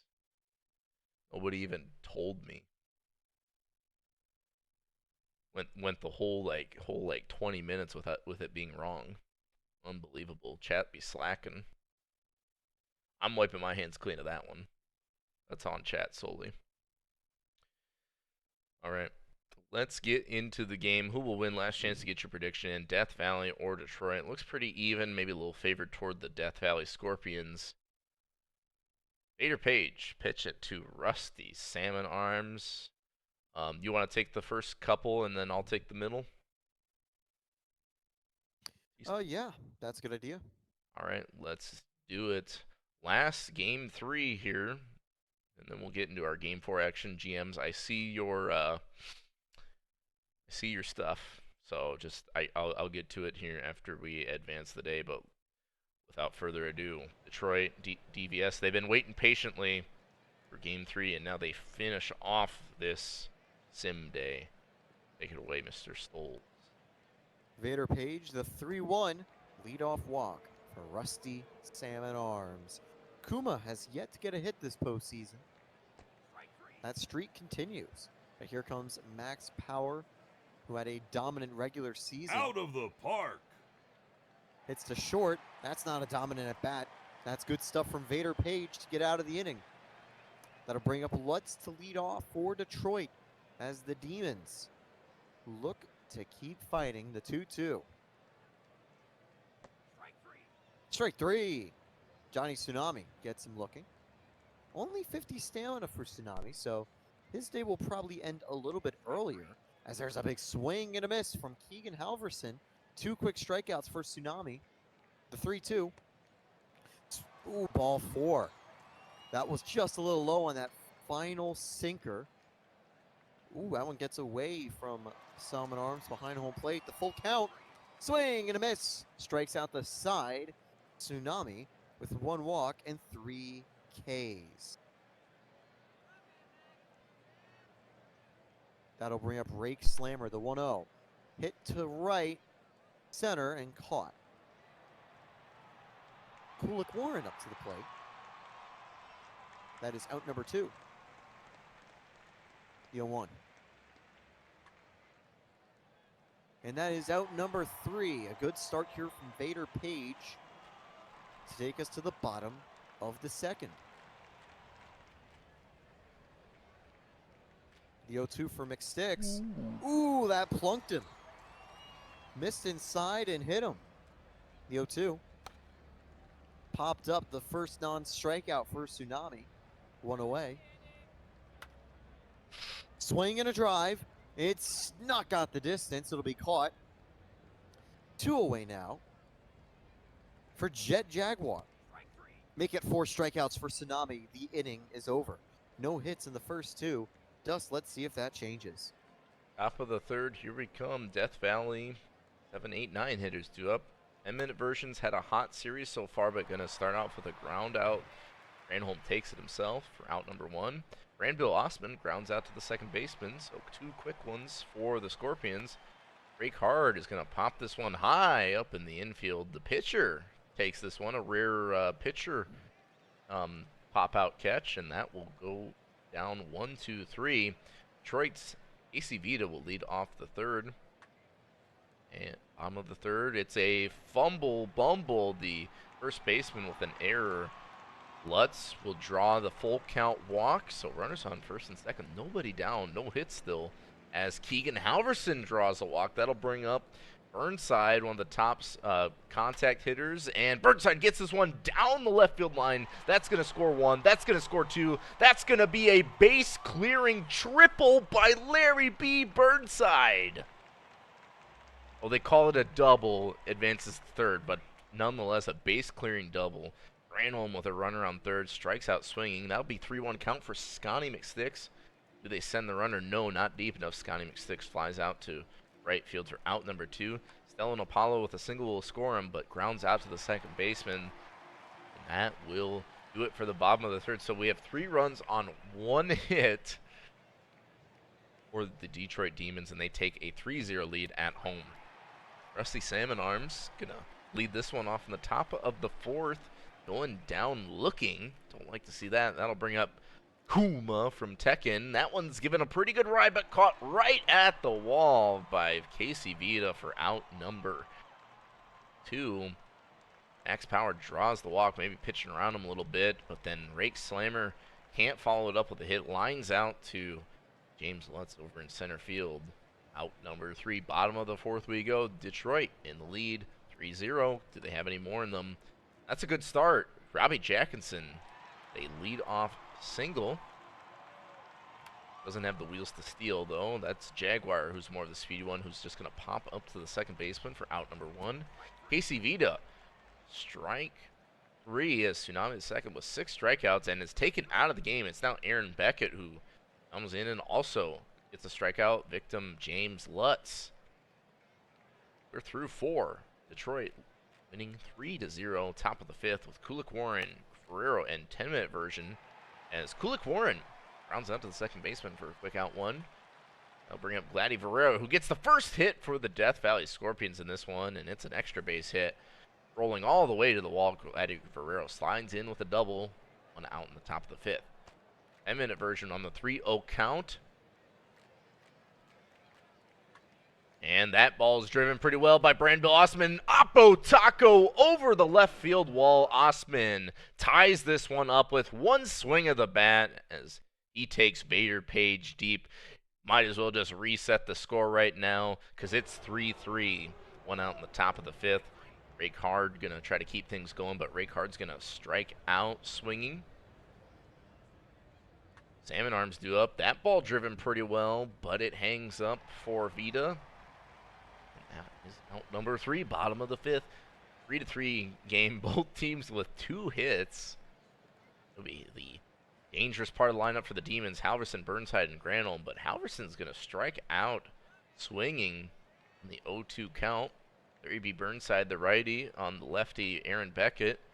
Burnside, who had those 3 RBIs earlier, is going to get thrown out by the third baseman for out number 2. And then Travis Granholm flies out to right field, so they go down in order. No damage for Detroit, from Detroit in the bottom of the 5th. We head to the top of the 6th. The 2-3-4 hitters for the Scorpions due up. It'll be Kuma. No hits yet in this playoff series and grounds out to the shortstop, so that'll continue. Max Power is going to... That's not an infield single. That's an error on the third baseman. And then Rake Slammer gets a hit through the first and second baseman, so only the third hit for the Scorpions. They got runners in the corners, 1 out. Kulik Warren draws the full count walk. They are being patient with Vader Page. And then on the 3-1 count, Gladdy Ferrero gets an RBI walk. With the bases loaded, runner scores. Death Valley takes the lead 4-3. 1 out, base is still juice for 10-minute version, who's been hot, hot, hot. Bader's entered the game, and Bader's going to ground out into the 3-2 fielder's choice. They don't turn it back to first. 2 down now. But then it's going to be Osman with another RBI opportunity. That's his 5th RBI as Gladdy Ferrero and Kulik Warren score from second and third. 6-3 ball game now for Death Valley. Ray Card can't keep it going, though. They do score another 3 thanks to Brandbill Osman. Had that monster shot. Now a couple more RBIs. We head to the bottom of the 6th. Scotty McSix grounds out. Stellan Apollo will follow suit immediately, so 2 quick ones down for Detroit. And Robbie Jackinson's going to ground out to the second baseman for a very quick 1-2-3, back-to-back 1-2-3 innings dealt by Aaron Beckett there. Be the top of the order for the Death Valley Scorpions in this top of the 7th. Rusty Salmon Arms to lead this one off. Gonna try to check a swing, but it is a strike. Uma due up on the 0-2 count, and he strikes out swinging. So Bader sitting in there comfortably for the Detroit Demons, keeping this one in contention. Max Power, dangerous slugger for the Death Valley Scorpions. They pitch around him. That is a 2-out walk. Rick Slammer, the DH, due up, and he will also strike out. So Bader comes in and effectively strikes out the side.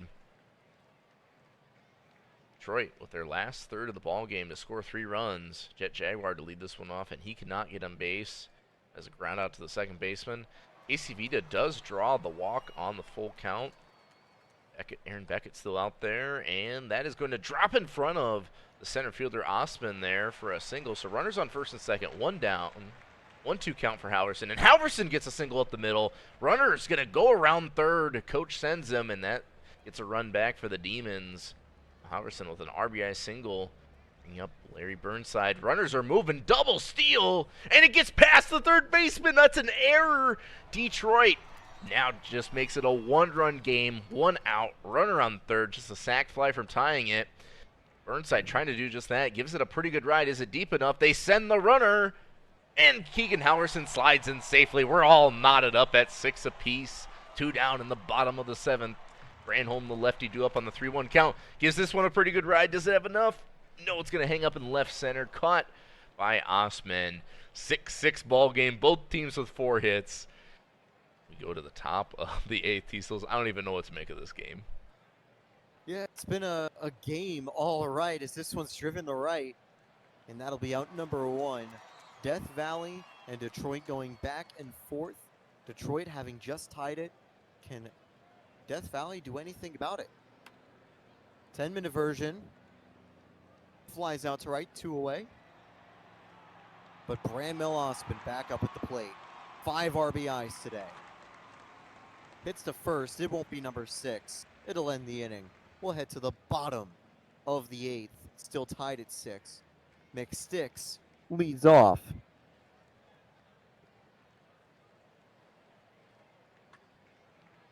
Driven to center, gets over his head, and that'll get to the wall. A leadoff double for Detroit. 2-2. Up the middle. Ooh, out by half a step. Good play over at second. This one's caught at center field on the dive, but enough time. The sacrifice fly will score a run. It's 7-6. Detroit take the lead in the bottom of the 8th. Will they live to see another day? Catch in center field, and we'll head to the top of the 9th. Rakehard, Salmon Arms, Kuma, due up. Last chance saloon for Death Valley. Up the middle and caught. Crenshaw gets his second out of the game. 2-2, that's his first strikeout, and he needs one more to send it to game 4. The 2-2. Swung on and got him. And Detroit steals one. And they are taking this to a game 4. They stay alive with a late explosion of offense. And yeah, Dust, this was a game. From the 3-run home run by Osman to a 2-run single by Osman to a bases clearing triple. Just a lot of action in the game. Burnside, 4 RBIs on 1 hit. He also had a walk as well. No one on Detroit had multiple hits, although Osman was the only Death Valley hitter to get multiple hits, and he had 5 RBIs in the game. Taking a look at the pitching, Johnny Tsunami, he was only able to go 3 2/3 with 6 strikeouts. 2 of the runs ultimately ended up being earned from him. Beckett also had a quiet time with a couple, or with only 1 earned, but 3 of them were earned off an error, and Scudder took the loss. Vader Page had a shaky end to his outing, but Bader and Jansen Crenshaw really good from the bullpen to shut the door. Crenshaw gets a win. Scudder gets the loss. And the ultimate player of the game, Branville Osman. Who else? I thought he was about to single-handedly win the game, and we got like a sine curve kind of graph going on here. But impressive victory for the Detroit Demons, and that wraps up this sim day. So game 3s are in the books. I have the scroller set correctly now. Only team that's advanced so far is the Voyagers, and we got everyone else in a 2-1 series. So we got some changes or some checks here from the GMs. Let's advance the day and check it all out.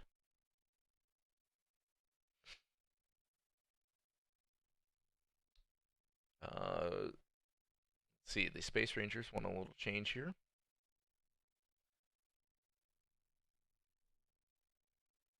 Arena more often.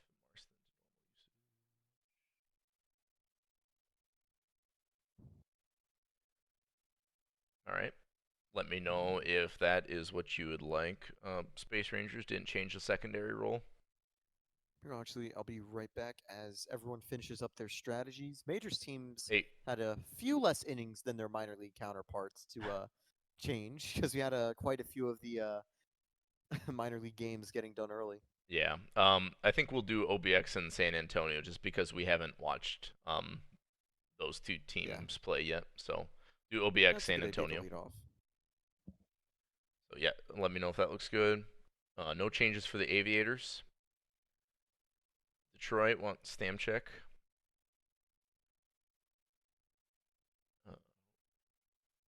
On Bader. Bader 62%. BJC 64%. And then they've got a lineup change. Okay. Appreciate the highlighting there.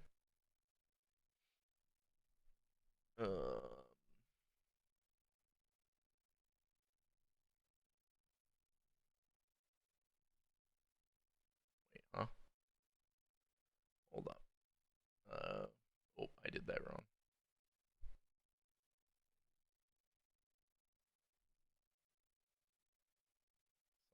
Like, I feel like I did that lineup very suboptimally. Where the hell is Stellan Apollo? Eighth? Yeah, okay. That's what it should be. Whew. Is it the same on both sides?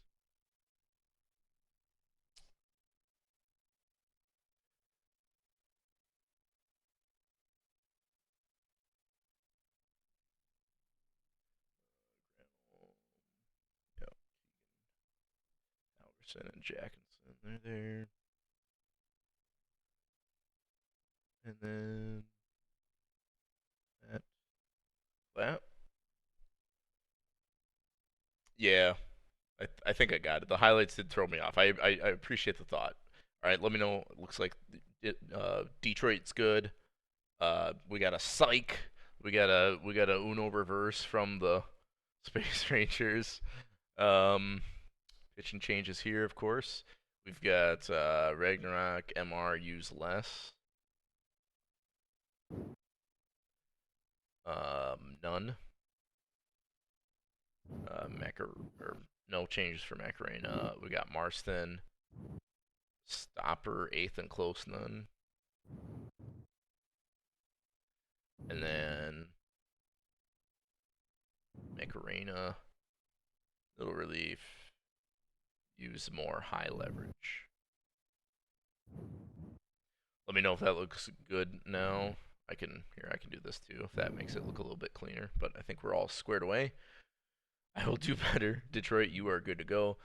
Uh, Kingpins and Dillos, if you're still around, I know it's been a minute, but I'll do the Dillos first for a stamina check. I think the Kingpins like something as well. So here you go, Mr. Dills. This is the day of, by the way, so this should be the exact, precise stamina with engineered precision. We got Gritty, and then we've got Regirock, Voyage, Garlic Bread, Mudbone, we'll serve it up, and Chalk. So let me know if you're good to go, Dillos. Kingpins, like a quick stamina check, no problemo. Kingpins pitching, we got Jolene, my dog, hasn't been used, I don't think. Bower Bottom, pretty much gassed. Gaslight, Gatekeep Girl Boss is gassed.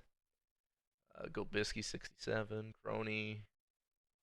We got McMorris Jr., Checo Perez, Big Yosh. That's your bullpen there. Let me know, Scorpions, if you need anything. Sloss, if you need anything. Aviators said they're good. Space Rangers are all set, looks like. Stars, let me know if you got anything. Got some changes here.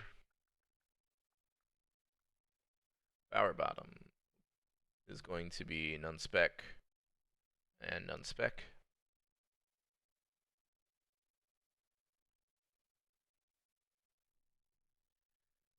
McMorris Jr. to closer, like that.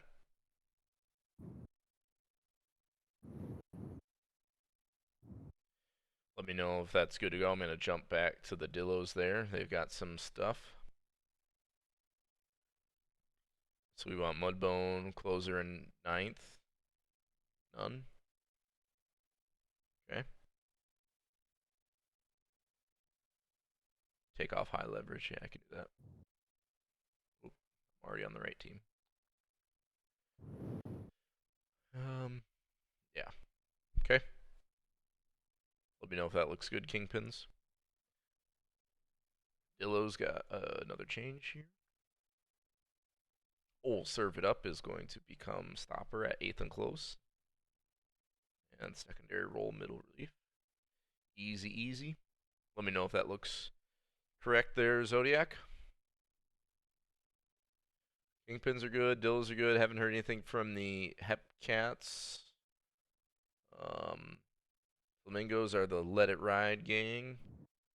And Dillos are good. Okay. We are going to do OBX and San Antonio. Both teams have been very, very patient. Have not seen a game yet of their teams. Neither have the minor leagues. I don't know. I'm debating on if we jump to the minors after, but we'll see how it plays out. Last chances, everyone.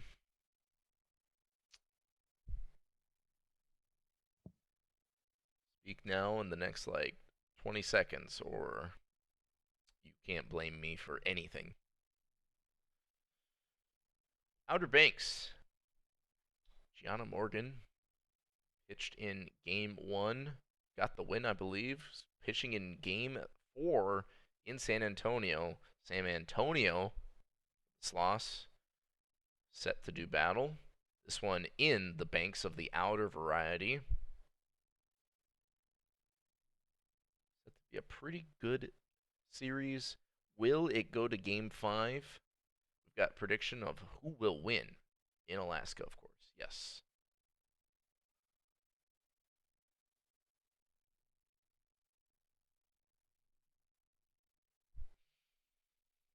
Okay. I think we're pretty much all set for the other teams.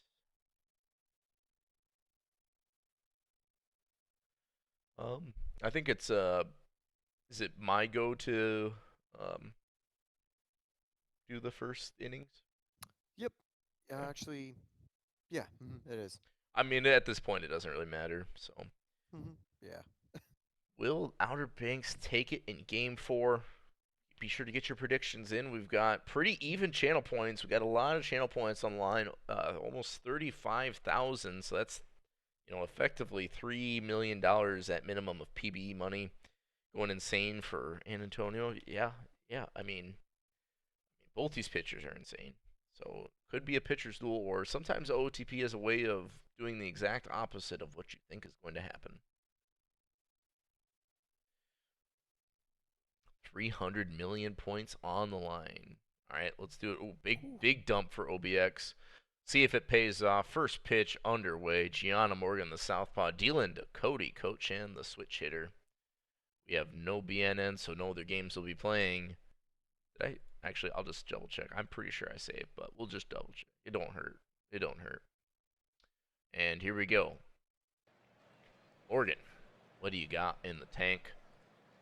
Playing in the Atlanta Braves Stadium, of course, in Alaska, of course. Full count to Cody Kochan. And Kochan takes the walk. That 92-I working overtime. Bringing up left-handed hitter Osmandi's Albies, who Albies strikes out swinging. Hey, what's good? Trey plays Rocket League. Big Vito with runner on first. Is going to lace this one to the third base, and that's a 5-4-3 double play. That is Suya to Babbitt Person to Jose 43 to clean up the first inning. No hits, no runs for the Sloss. That'll bring up San Antonio pitching for the San Antonio squad. And Schneider takes this one, opening at bat for a single. And is going to take off the record-holding Steeler himself. Steals second and gets the third on an error. Poke him on the 1-2 count. Can't drive him in. That's a strikeout by Antonio. Bring up Bob Babbitt Person. Babbitt Person giving this one a pretty good ride. Deep left field. Will they send Schneider? They do, and Schneider's in there easy. Kind of a non-competitive throw from left field by Cody Kochan. So the Outer Banks Aviators score a run on the sac fly. And Jose 43 Sr. playing prime Jose 43 Sr. baseball. That is a 2-out double to the right center wall. Asuyi, solid contact hitter. He's going to double to the wall, scoring Jose 43 Sr. easily. Stand-up double for Asui. And it is 2-0 with 3 hits in the bottom of the first. Can Marcus Emerson keep it going? He will. That's through first and second. They send the runner around, but there's the cannon from the outfield. Big Vito saves a run there. No RBI for Marcus Emerson, but the Aviators do score 2 in the bottom of the first. Lenny Long Pipe set to lead this one off for this loss. Hitting hot, but getting on base with a walk. Any way you can, I guess. Any way you can. Bring up the longtime third baseman Brian Eshelman of the loss. He's going to pop out to right field for out number 1. And that is going to be a strikeout. Bobby McDonald Jr. due up, and Gianna Morgan rears back and strikes out McDonald Jr. So, through the top of the second, it is still no runs and no hits for the Sloss. Head to the Outer Banks side of the second. Nick Fielder leading this one off with a single on the 3-1 count. Dunkin' Donuts hard hit ball between the third baseman and shortstop for out number 2, or for hit number 2, back-to-back hits in this inning. Beckett Brooks can't keep it going. That is a strikeout looking. 1 down, 0-2 count for Schneider, and Schneider going down looking. Cole Kim with 2 outs. Good opportunity here. Runner in scoring position. Kim's going to get one on. RBI single for Cole Kim makes this a 3-0 game. 7 hits already for the Aviators. They really just Babbitt View to death, don't they? Speaking of Babbitt, Bob Babbitt person is up, but strikes out, so no more runs come across here against the Sloss in San Antonio. Top of the third, tstols San Antonio, a bit of a deficit. Yeah, OBX looking to try to punch their tickets into the next round of face New York, but Luigi Lanikai with a leadoff double will look to turn that around and get to game 5. Here's the 1-0 from Morgan. Caught deep in right field by Schneider on the run. Strike 3, and that's going to coach the down looking, or Cochan down looking. Ozymandias Alves, and that'll end the inning. 1 hit, but that is it. That was actually the first hit of the ball game for San Antonio. And here comes the red-hot Aviators. The offense cooking. Here's Jose 43 Sr. Swing and a miss. That'll bring up Suyu Asui, who already had an RBI earlier. And gets aboard here with an infield single. Runners will advance as this one is a walk by San Antonio. The 2-2. Fielder goes down looking. Here comes Dunkin' Donuts. Donuts hit hard to second. They turn 1, and that's all they need. 2 aboard, 2 left aboard. We head to the top of the 4th. OBX holding on. Here comes Big Vito. Vito swinging a drive, and that one is gone. We knew it from the moment it left the bat. Vito's second hit of the postseason, a home run. And it makes it a 3-1 ball game. Only 350 feet. Hey, it Yo, counts. 2 ripped up the middle from long pipe. Indeed, it does count. Here comes Eshelman. Oh, the pickoff! And they got him. Good pickoff from Gianna Morgan. As this one's flown to center and caught for the second out of the inning. Here comes Ezra Oatmeal. Oatmeal ripped to left and caught. That'll end the inning. Enter the bottom of the 4th.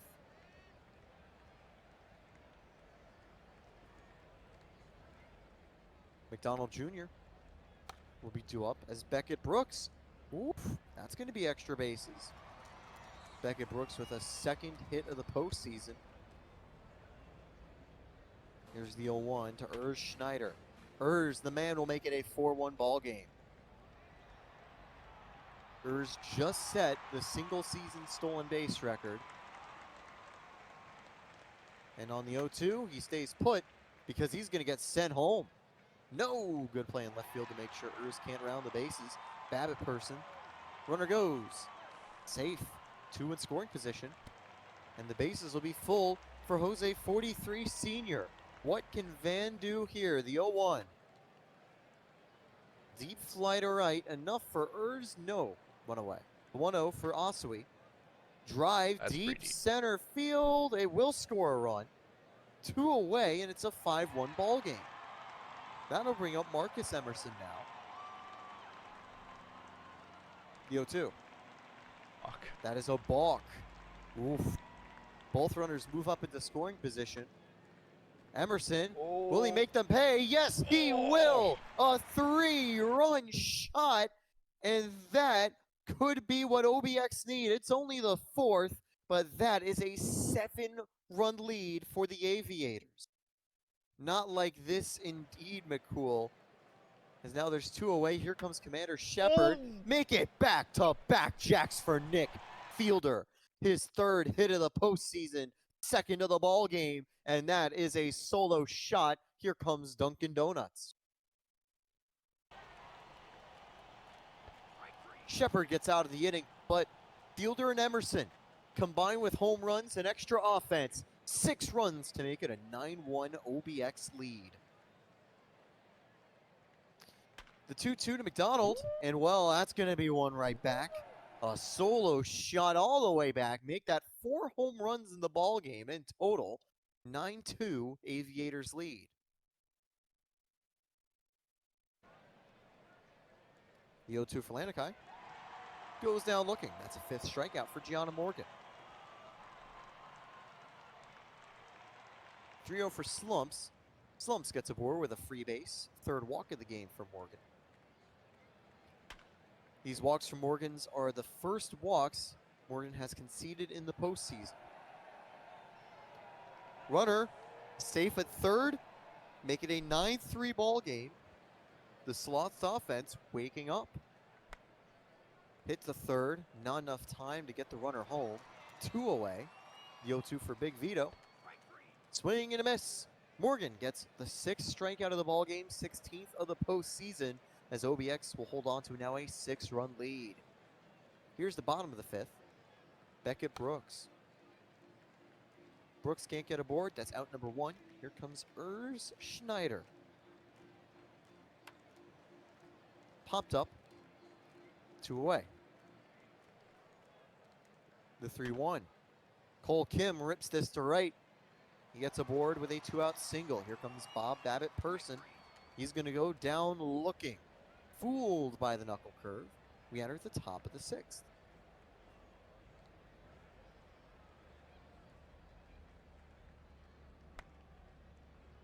Hit to 2nd, 1 away.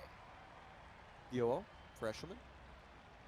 Hit to right, 2 away. Oatmeal, 3 away as he strikes out. Morgan, 7 strikeouts, 6 innings.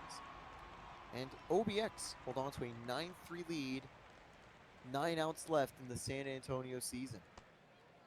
Leadoff walk for Jose 43 Sr., the playoff god. Suyo Asui. That is not going to continue a strong game. That is a double play. Swing and a miss. Emerson goes down swinging, and that'll end the inning. Here comes McDonald Jr.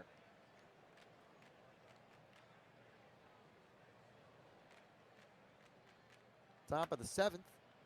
Up the middle, McDonald Jr. gets a 2nd hit of the ball game. He had a home run earlier. The 1-1. Hit to 3rd, hit to 2nd, hit to 1st.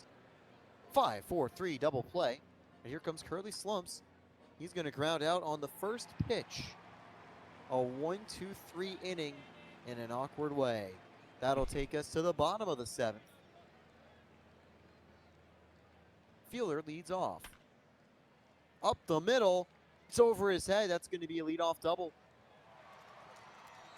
Dunkin' Donuts. He's had a good game today. It won't continue that way, though. That's going to be an out. And Brooks up the middle. Out number 2. 0-1 to Schneider. Schneider caught in left field.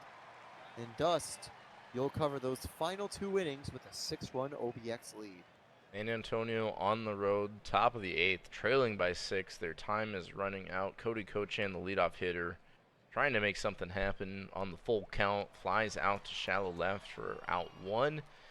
Osmandi's Albies on the 0-2 count. Big hack and striking out swinging to Jake Pliskin.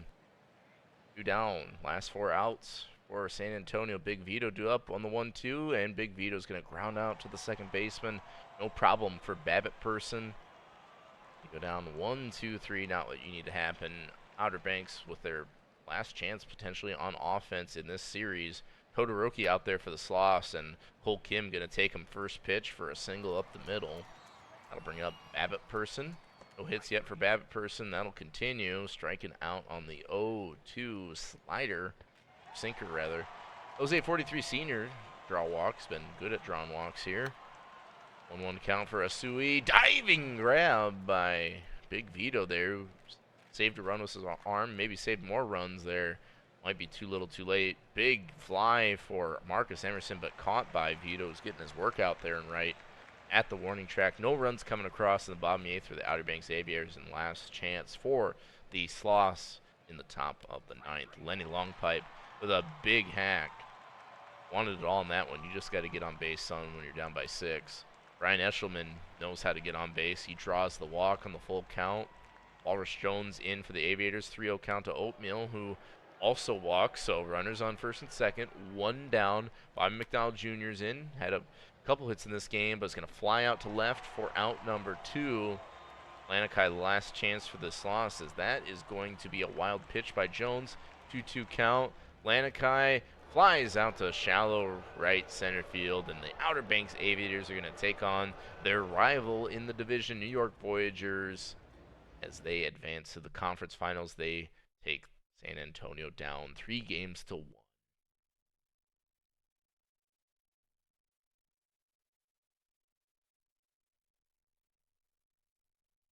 Looking at the batting here, we've got a couple hits for Bobby McDowell Jr., an RBI.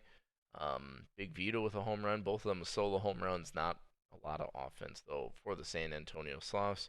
Ton of hits coming from Outer Banks all across the lineup. 4 hits for Cole Kim, 3 for Fielder, and a couple for Emerson Asui. 3 RBIs for Emerson.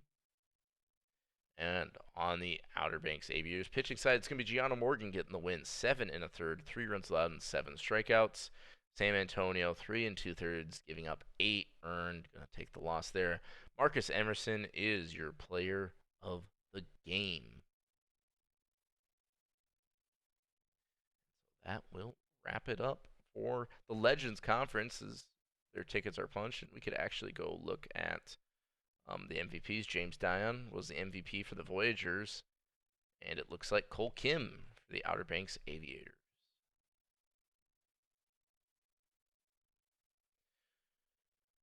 Next game we're going to do, Death Valley and Detroit. Death Valley leading 2-1. Giuseppe Jones and Quentin O'Quarters. I'm sorry to see you go, Wolf.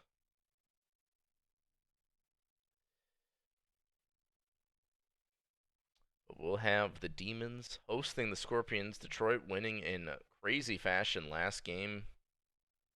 Do they have enough to tie it up, complete the reverse sweep? Who knows?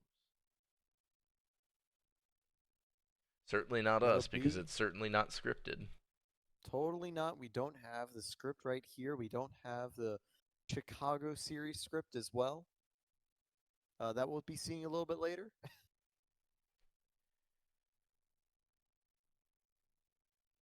Can we, all right, we got a prediction. Who will win, Detroit or DVS? It's going to be a big question. Quentin O'Corners, Giuseppe Jones both take the mound.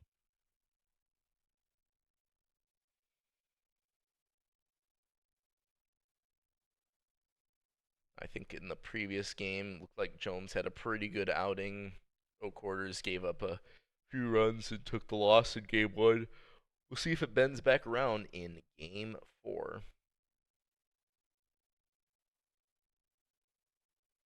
Oh my god.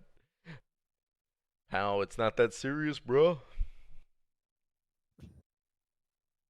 Clifton time. By the way, Powell's sarcastic when he says that, but Yeah. Go Scorpions. gotta do some mind games. We gotta do some mind games for sure. Yeah, gotta get in the head and watch as the Swifties later get swept again. Be sure to get your. That'd be sad if it would. Oh no. That would Sure. be really sad. Be sure to get your channel points wagered, folks. This isn't. No, it's not. It's Detroit and DVS. What of it? What of it, Shu? What of it? We're just switching up. We're feeling pretty wild. We're going in order. That's what Plague wanted. And he has no biases, clearly.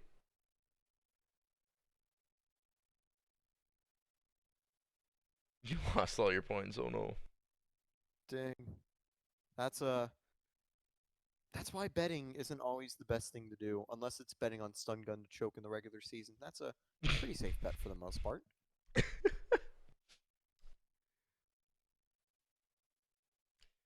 We still have yet to see the Dillo's fate, but they'll be playing here momentarily. All right. Last chance to Yep. get your predictions here. We're going to have our first pitch thrown out by Quentin. Ooh, Quarters. Um, you want to get the wait? Yeah, you got the first two, right? Yep, I do. I'll get the first two and last two. All right. Let's see it. A quarters, salmon arms, right now.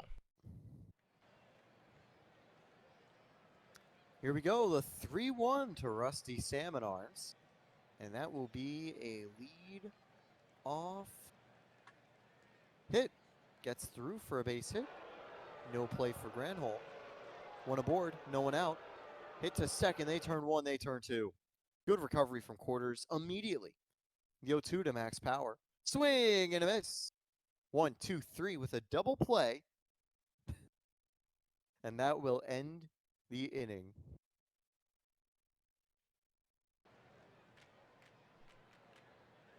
One, two now for James Lutz. Swing and a drive, deep left field. Caught at the wall. Wow, that was close. Here's the 1-2 to McSticks. He's going to go down swinging. And here comes Burnside. That one gets to the wall, so that will be a hit. We almost had the leadoff hit be a home run, but it was caught at the wall. Jones will concede a hit in this inning, though. And runners on second, bases loaded. Granholm rips this to center. This should score the run. They get him. What? They get him at home. What? The throw from Brandbill Ostman. Wow.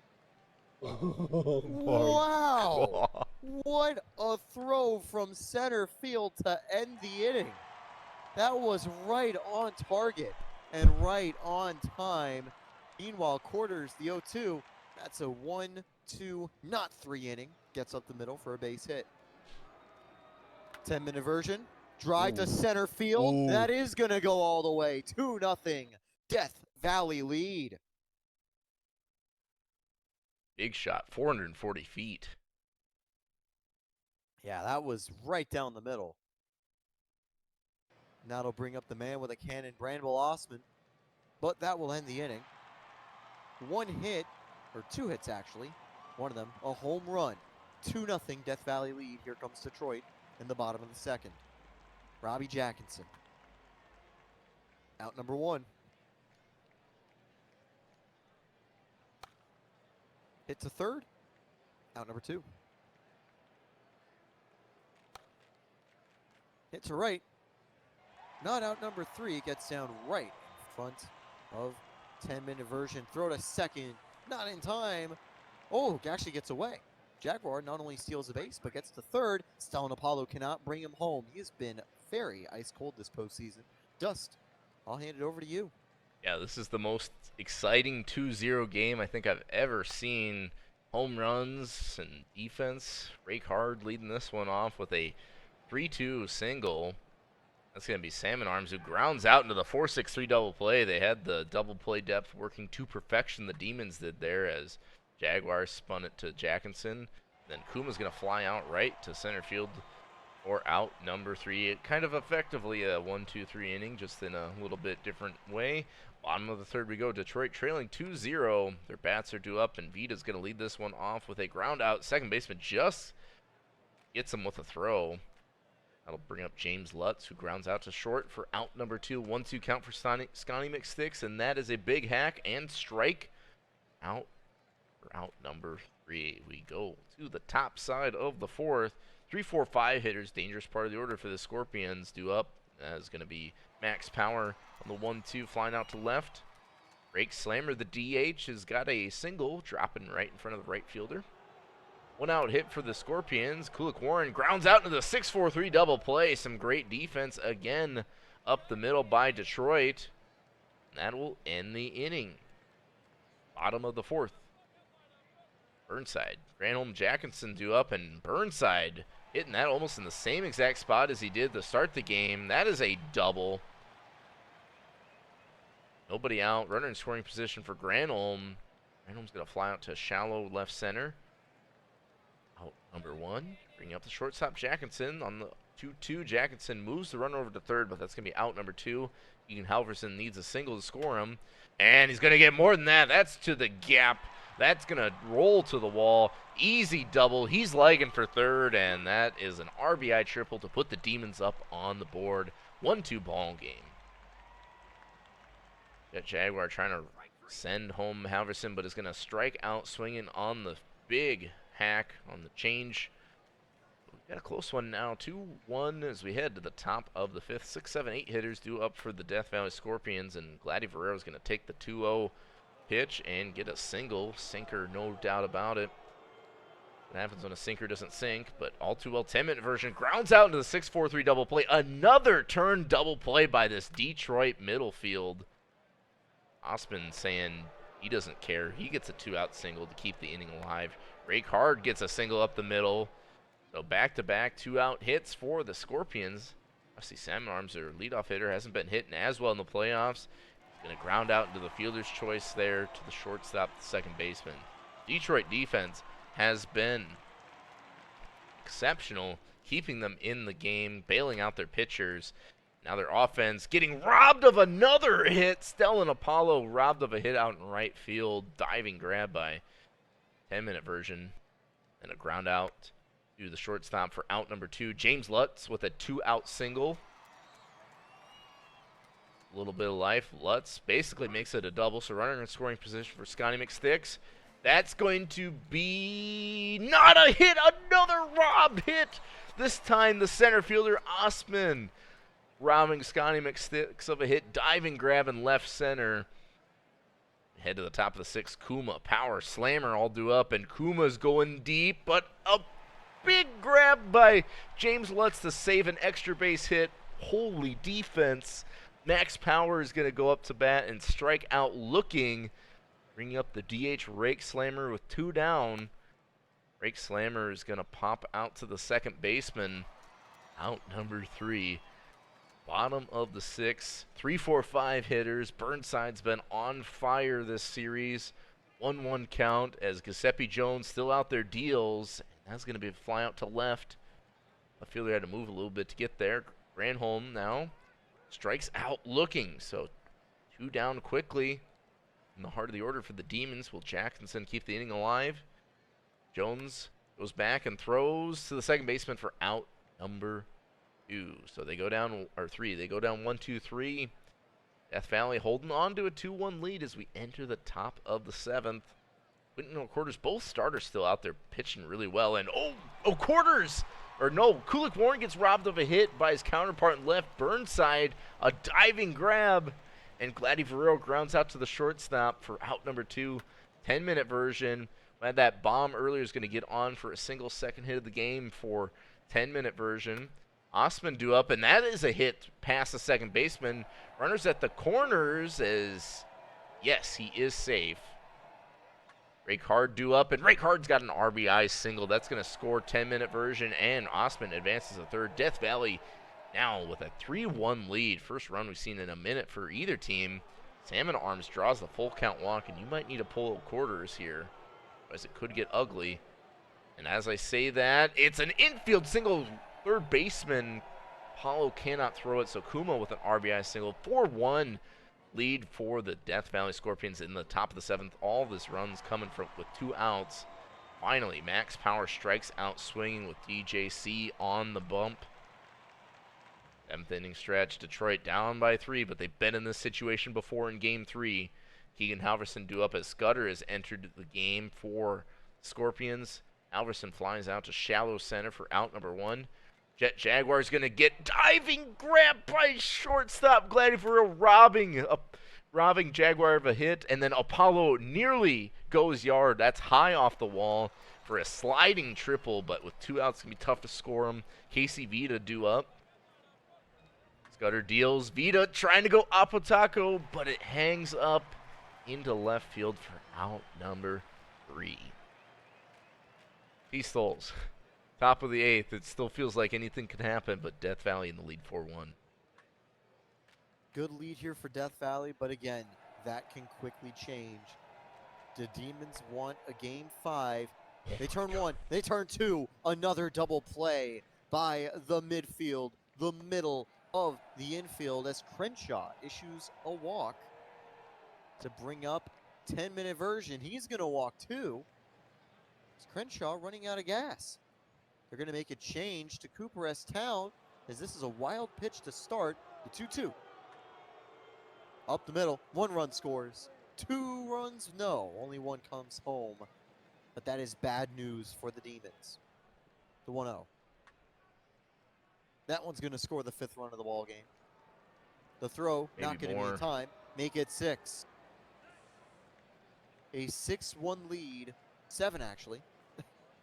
3-run inning, 7-run lead for Death Valley, and Town finally gets out of it. But that could be all Death Valley needed. Top of the order due up for Detroit. They've got 6 outs left in their season potentially. Lutz with the leadoff double. Well, make it a triple. Good speed around the base paths. Detroit needs a lot of that. They do, and here's McSticks. Strike 3 goes down looking. The 1-0 for Burnside. Burnside scores on a hit. This will be extra bases. A 1-out double to make it a 7-2 ball game here against Garrett Scudder. Granholm. Chop to right. That gets down. Make it 7-3 as the throw is not in time. So here comes the runs from Detroit. But will Jackinson continue? Swing and a miss. Good job to get on top of it by Salmon Arms. All 4. Keegan Halverson represents a big at bat. That gets down the bases. Aren't going to be loaded. A run will score. Jaguar, the tying run, steps up. It's 7-4. Scudder on the mound, the 3-2. And Jaguar goes down 2 away for Stellan Apollo, the 1-2. Apollo has just not found anything this offseason. That'll end the inning. You get the 3 runs and that back, will though. bring up. Yeah, they do. Those 3 runs are important. Gives them some life as Town gets a quick strikeout. Here comes Max Power. A lot of power, but not enough pop that time. That's a pop fly. Rake Slammer, 3-2. Swung on and missed. That takes us to the bottom of the 9th. They need 3 runs, starting with Vida. Vida's only had 1 hit. It was a home run this postseason. Vida gets a walk. Here comes Lutz. The 0-1. Lutz pops this one up. That'll be out number 1. McSticks, the 1-2. Gets away. 2-2 count, runner in scoring position. McSticks swings and misses. Petrovic needs 1 more strikeout to advance. 2-2. Death Valley move on. They win it in 4 with a 7-4 victory. It got a little shaky at the end. However, they will punch their ticket to the conference final. And with that, there's only 1 more team that can make it. Who will face Death Valley next time? And first, let's take a look. 7 runs, 15 hits, 4 runs, 11 hits. 3 hits for Ostman. 4 hits for Ray Card. Taking a look at the home runs, 10-minute version had the only one of the ball game. There were a few triples. They both came from Detroit. Keegan Halverson, Stellan Apollo. Burnside, 3 hits. Granholm, 2 hits. Lutz, 2 hits. Halverson, 2 hits. But the offense didn't do enough for Detroit. O'Quarters just ran out of gas at the end. 12 hits in the loss, over 6 2/3. Jones had a good outing for the win. And by the way, 5 double plays. You know, you can only get like if you go in regulation and don't go into extra innings, you can only get 9 double plays in a game, and Detroit got 5. Realistically, you can only out do of that. the park. So that is pretty wild to get 5 in that span. And by the way, as Jones had a good game, Scudder almost blew it, but got a hold, and Petrovic got a save. 10-minute version, player of the game, Larry B. Burnside. 3 doubles, tying the Champions Playoff record. Well, hard-fought battle from Detroit. I don't think the series 3-1 going to Death Valley really shows how well the Demons played in this one. Um, but congratulations to the Scorpions for advancing, and they will await their fate, see who they play next. But again, congratulations to the Detroit Demons on an excellent season. A lot of bright spots on that team. They are perennial contenders. Nashville Stars and Space Rangers, our last game. Get a prediction up there, mods.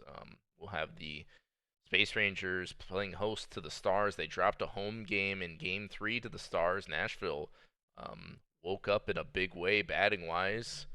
See if the Space Rangers can swing the pendulum back the other way.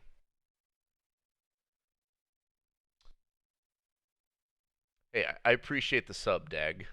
Thanks for subbing up, Yeah, my we guy. appreciate it as well. I mean, everyone give a quick round of applause for Dag for the subscription. I mean, he said not to celebrate him, so we might as well celebrate Dag. Clap, everyone in the chat. Got to give some claps. We won't start until we see them. Please clap. Please clap. If you know, you know.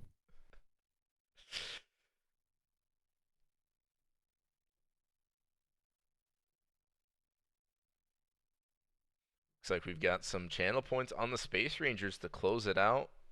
Not sure. Not sure. I mean, the Stars won in pretty convincing fashion in Game 3. Sometimes momentum is a beautiful thing. They have a great pitcher in Parker Parton going out there, although it looks like Parker Parton in Game 1 got outed pretty fast there with that 47.25 ERA after one appearance.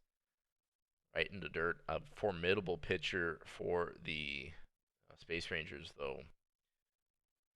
We're going to see how it shakes out. A righty-heavy lineup for the Stars against a right-handed starter and right in the dirt. See if that makes a difference or not. Be sure to get your channel points in. Looks like a pretty good value bet on the Nashville Stars side. As we are about ready for our first pitch. Potentially our last Majors game.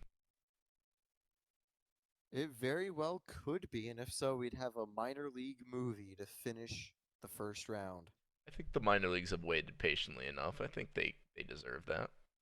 They certainly do. Except Pow. He doesn't deserve that. True. All right. We're going to get this one rolling here in a second.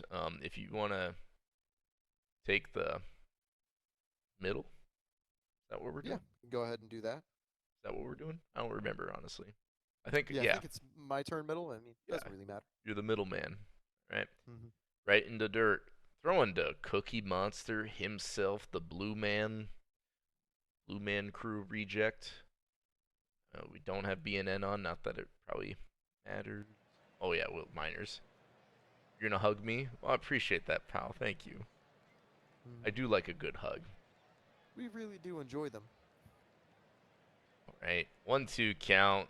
Right into dirt. Deals the Cookie Monster, and Monster takes this one off the wall for a lead-off double. That is a way to start the inning, or start the game when you're down 2-1 in the series. E. Fry is going to draw the walk here on a full count. And then Billy Nelson will strike out with runner in scoring position. Not what you want to see.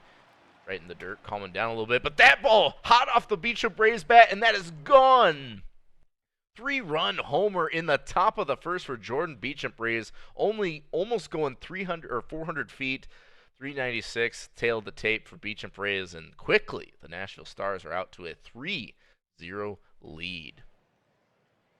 Salamanca due up. The hot hitter strikes out swinging. Out number 2. That'll bring up Esteban Escalito. And Escalito's going to fly out to left center. So the damage coming in large part on the one swing of the bat there. 3-run homer for Beecham Braves off of right in the dirt.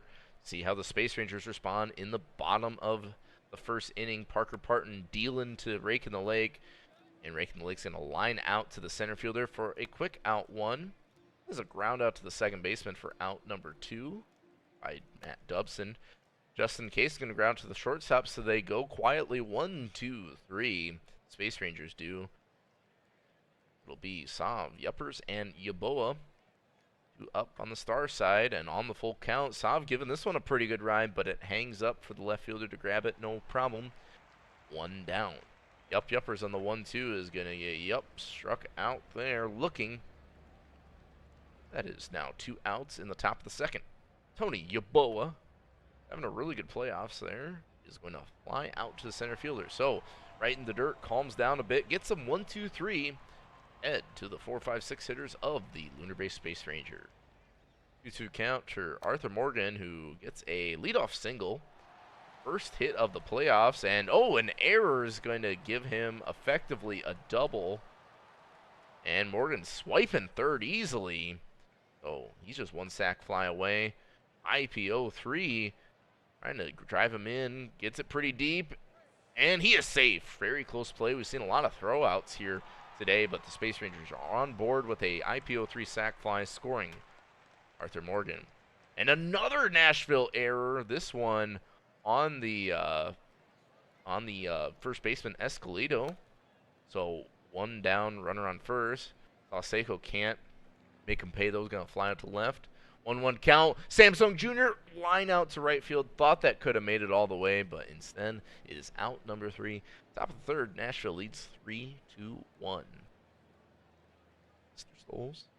And with that, here's right into dirt with a pitch to Cookie that's float out to center field. B-Fry will get aboard with a hit, not a walk, as he gets a piece of this one. Third hit of the game for Nashville. He's safe at second, a quick run and steal, the 0-2. Went down looking. Here comes Beauchamp Reyes. 3-2. Ball 4. Lalo Salamanca steps up to the plate. The 2-2. Flown to right, and that will end the inning. Bouillon in the lake, Dubson 2 up, as Nashville hold on to a 3-1 lead.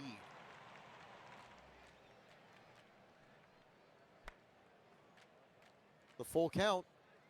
Out. Good play over at second. The 1-1 gets past short. Good play by Sav, but couldn't come up with it. One aboard, one away. The full count. Ball 4 to Dubson. Just missed low. The 2-1. Flown the left and caught. 2 away.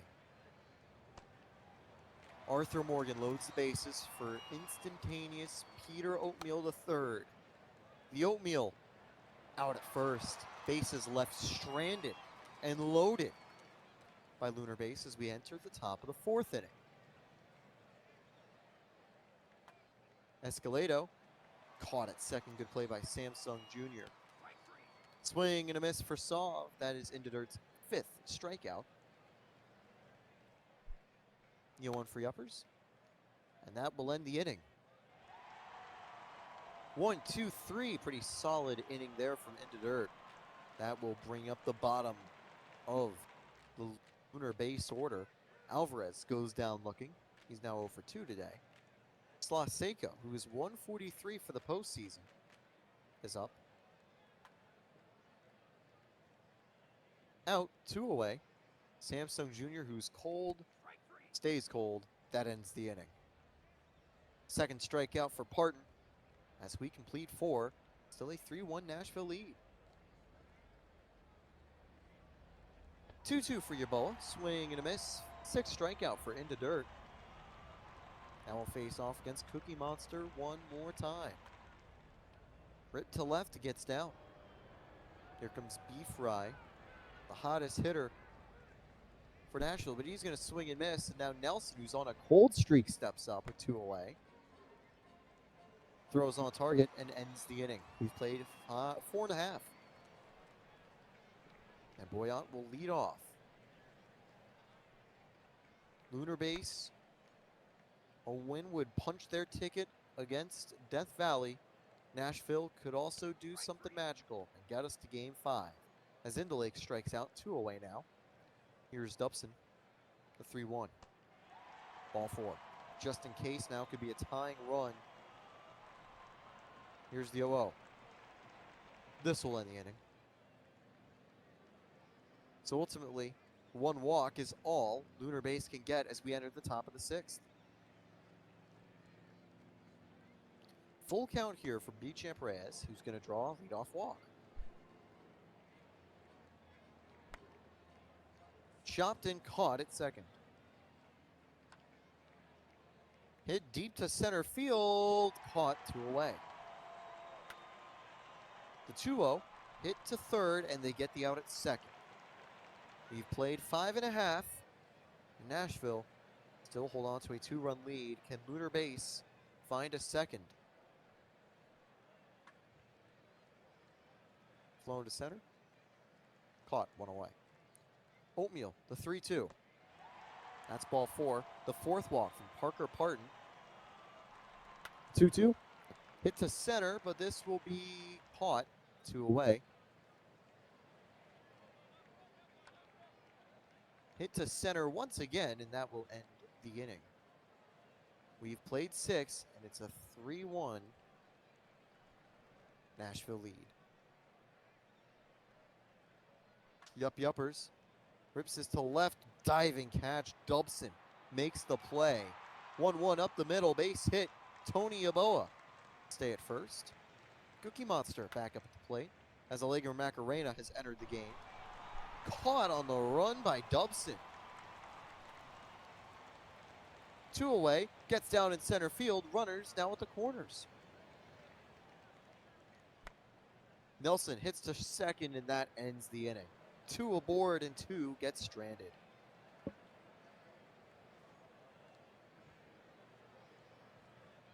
We enter the bottom of the 7th. Here's Samsung Jr. That is out number 1, Blair Boyan. Can't beat the first baseman to the base. 2 away. Rake in the Lake will, however, beat that ball into the outfield and is safe with a double. Their first hit since the 2nd inning. That is just how good they've been. Here comes Juan Rodriguez, who gets the immediate ground out to get out of the jam. We have played 7. 3-1 Nashville lead. Dust finish us off. Nashville just 6 outs away from tying the series up 2-2. They're looking for some insurance run. B-Champ Reyes, who's responsible for the 3-run lead in large part, is going to ground out, and then Salamanca will dribble to the pitcher or catcher for out number 2. Escalito on the 0-2 count laces a single between the first and second baseman for a little 2-out base hit, and then the line out by Saab to the center fielder will end the top half of the 8th. Lunar Base 6 outs. They've got their 3, 4, 5 hitters due up. Do they have it to finish the series off, or will we go to game 5? Case going to fly out to short, shallow left for out number 1. Arthur Morgan, who had a double earlier, is going to ground out to the pitcher for a quick out number 2. IP03 due up, and he's going to get a 2-out single, bringing Cowley Alvarez on the 1-2 count. Rodriguez deals to Alvarez, but no problem for left fielder Cookie Monster. That will do it for the 8th. Top of the 9th, Nashville leading 3-1. They've got Yuppers, Tony Yeboah, and Cookie Monster all to add some more runs to the effort there. Foul out by catcher Yuppers. That'll bring up Yeboah, who pops out to the shortstop. 2 down quickly as Allegra Macarena has been pitching well. Gets the ground out to the third baseman, so they go down 1, 2, 3. No more runs in this one potentially for the Stars. 7, 8, 9 hitters trying to get this one knotted back up or walk it off for the Space Rangers. Slaseko gonna fly out to left center. Monster ranges over to grab it, no problem. Samsung Jr. now on the 2-0 count. Gonna lace a double into the left center gap. That bounces hard off the wall. Samsung Jr. sliding in safely. You need 2. And Boyant's going to get one of them potentially. No, Samsung Jr. had hold up, so runners at the corners. 1 down, 2-1 count for Rake in the Lake. Rake in the Lake gives this one a pretty good ride. Cannot take the runner. 2 down, full count. Dobson up. Claudaddy in now. And that's a walk. That's a walk, so that'll bring up switch hitter just in case with 2 down. And just in case is going to ground out to the shortstop. Whips it over to second for the fielder's choice. And the Stars will knot it up. We will see you in Game 5 see who plays the Death Valley Scorpions. Got a little dicey at the end there, but it was pretty much the same score after the second inning for the duration of it. Obviously, Monster and Rye with a couple hits, and then Beach and Preyes with the big home run. Pretty much give them all the run support they could need in this one. Just a couple hits here and there for the Space Rangers, but yeah, low hit game for both teams, all things considered. Parker Parton getting the dub, 6 2/3, 1 run allowed, and 3 strikeouts. Claudaddy with the save. Rodriguez in there as well. Bullpen pitching really well. Right in the dirt, also pitched pretty well, but 3 runs just gonna be too much given up. All coming off that home run. And take the loss. Parker Parton, your player of the game, although you could maybe make the argument for Beach and Braves, but OTP doesn't think of things like that. So that is it for Majors Games 4. One wild card remaining. Nashville or Space Rangers. Series goes back to Nashville. We will go back to the minors for the first time in forever. You could say that again. It has been a long road to these game fours. The Vanderhonken and Wayne Dillos. Wheeler for the Dillos and Hepcats. What do you think, tstols? It'll certainly be interesting. Honkin against Wheeler, both pretty solid on the mound. The Dillos lead the series by 1 game. Wheeler hoping to bring the Dillos a little bit further. This is his final run with Amarillo. He's going to be joining the Indy Apex next season with a call up. I know a few players from Kansas City, I think, are getting call ups too. I believe Skumina could also be getting a call up. This could be their final game with Kansas City. So a lot could be riding here on the Kansas and Texas showdown. Well, Missouri and Texas showdown, technically. Yeah, and as Haddon, RJ Haddon pointed out in the chat there, game 1 of this series went 17 innings. The same pitchers are out there for game 4. So do we have an extra innings? We haven't had an extra inning stream yet. So could we have our first one of the night? Would be interesting. I mean, personally, I don't think we'd prefer it, but like, it also may happen. We really can't control that. And again, we don't have the script, but Yep. what we do know is who's on the mound and who's ready to go. Vanderhonken, unique name, will be started shortly once that prediction wraps up.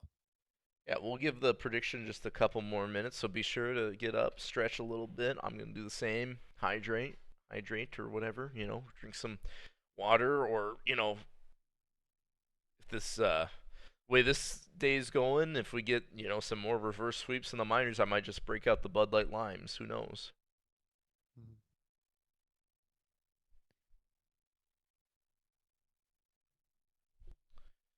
Looks like it's pretty even here between the Dills and Hepcats. Prediction wise, I think the Dillos have been. I think they might have the momentum here after Game 3, but the Kansas City Hepcats are playing at home. Can be very tough to win on the road, especially in the stream games. Got some honks in the chat for Vander Honkin. We got Dillos in the chat. We got support all around. We got Twitchy, my GM, when I was back on the Hepcats way back in the day, like S29. I mean, we got it all. I guess Enoch was there kind of too. Mm-hmm. Yeah, Wow.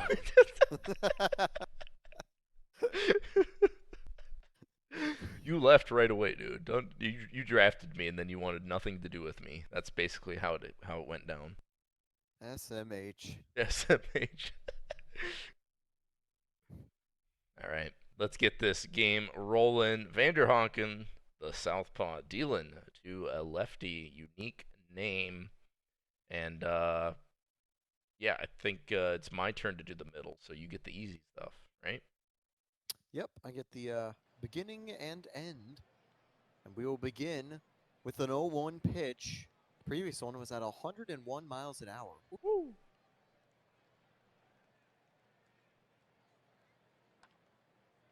This one's ripped to center and caught. One away. The full count swing and a miss. Vanderhonken with some heat. 2 away. The 0-2 for Adalbert Steiner. 2 strikeouts, and the inning is over. Got him looking with a slider. That will bring up McMagic.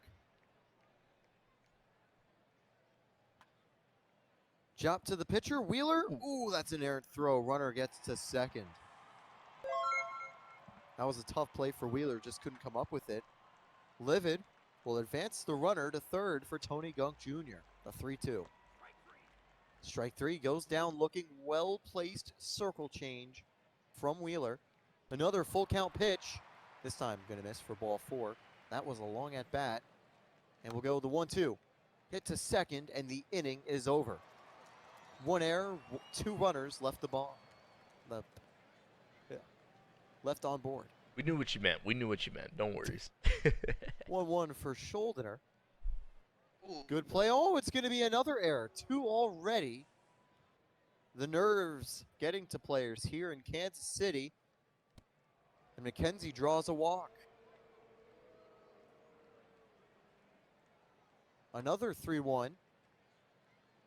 And bases are now loaded with no one out. This could be dangerous. Thompson sees a 2-2. Drives it to right, gets down 1-1, scores. And the other runner will stay up. They respect the arm of Skumina. Flying Kitty Ninjas with the raid.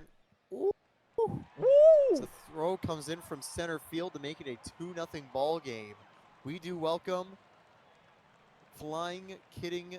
I need to stop trying to do names at the moment.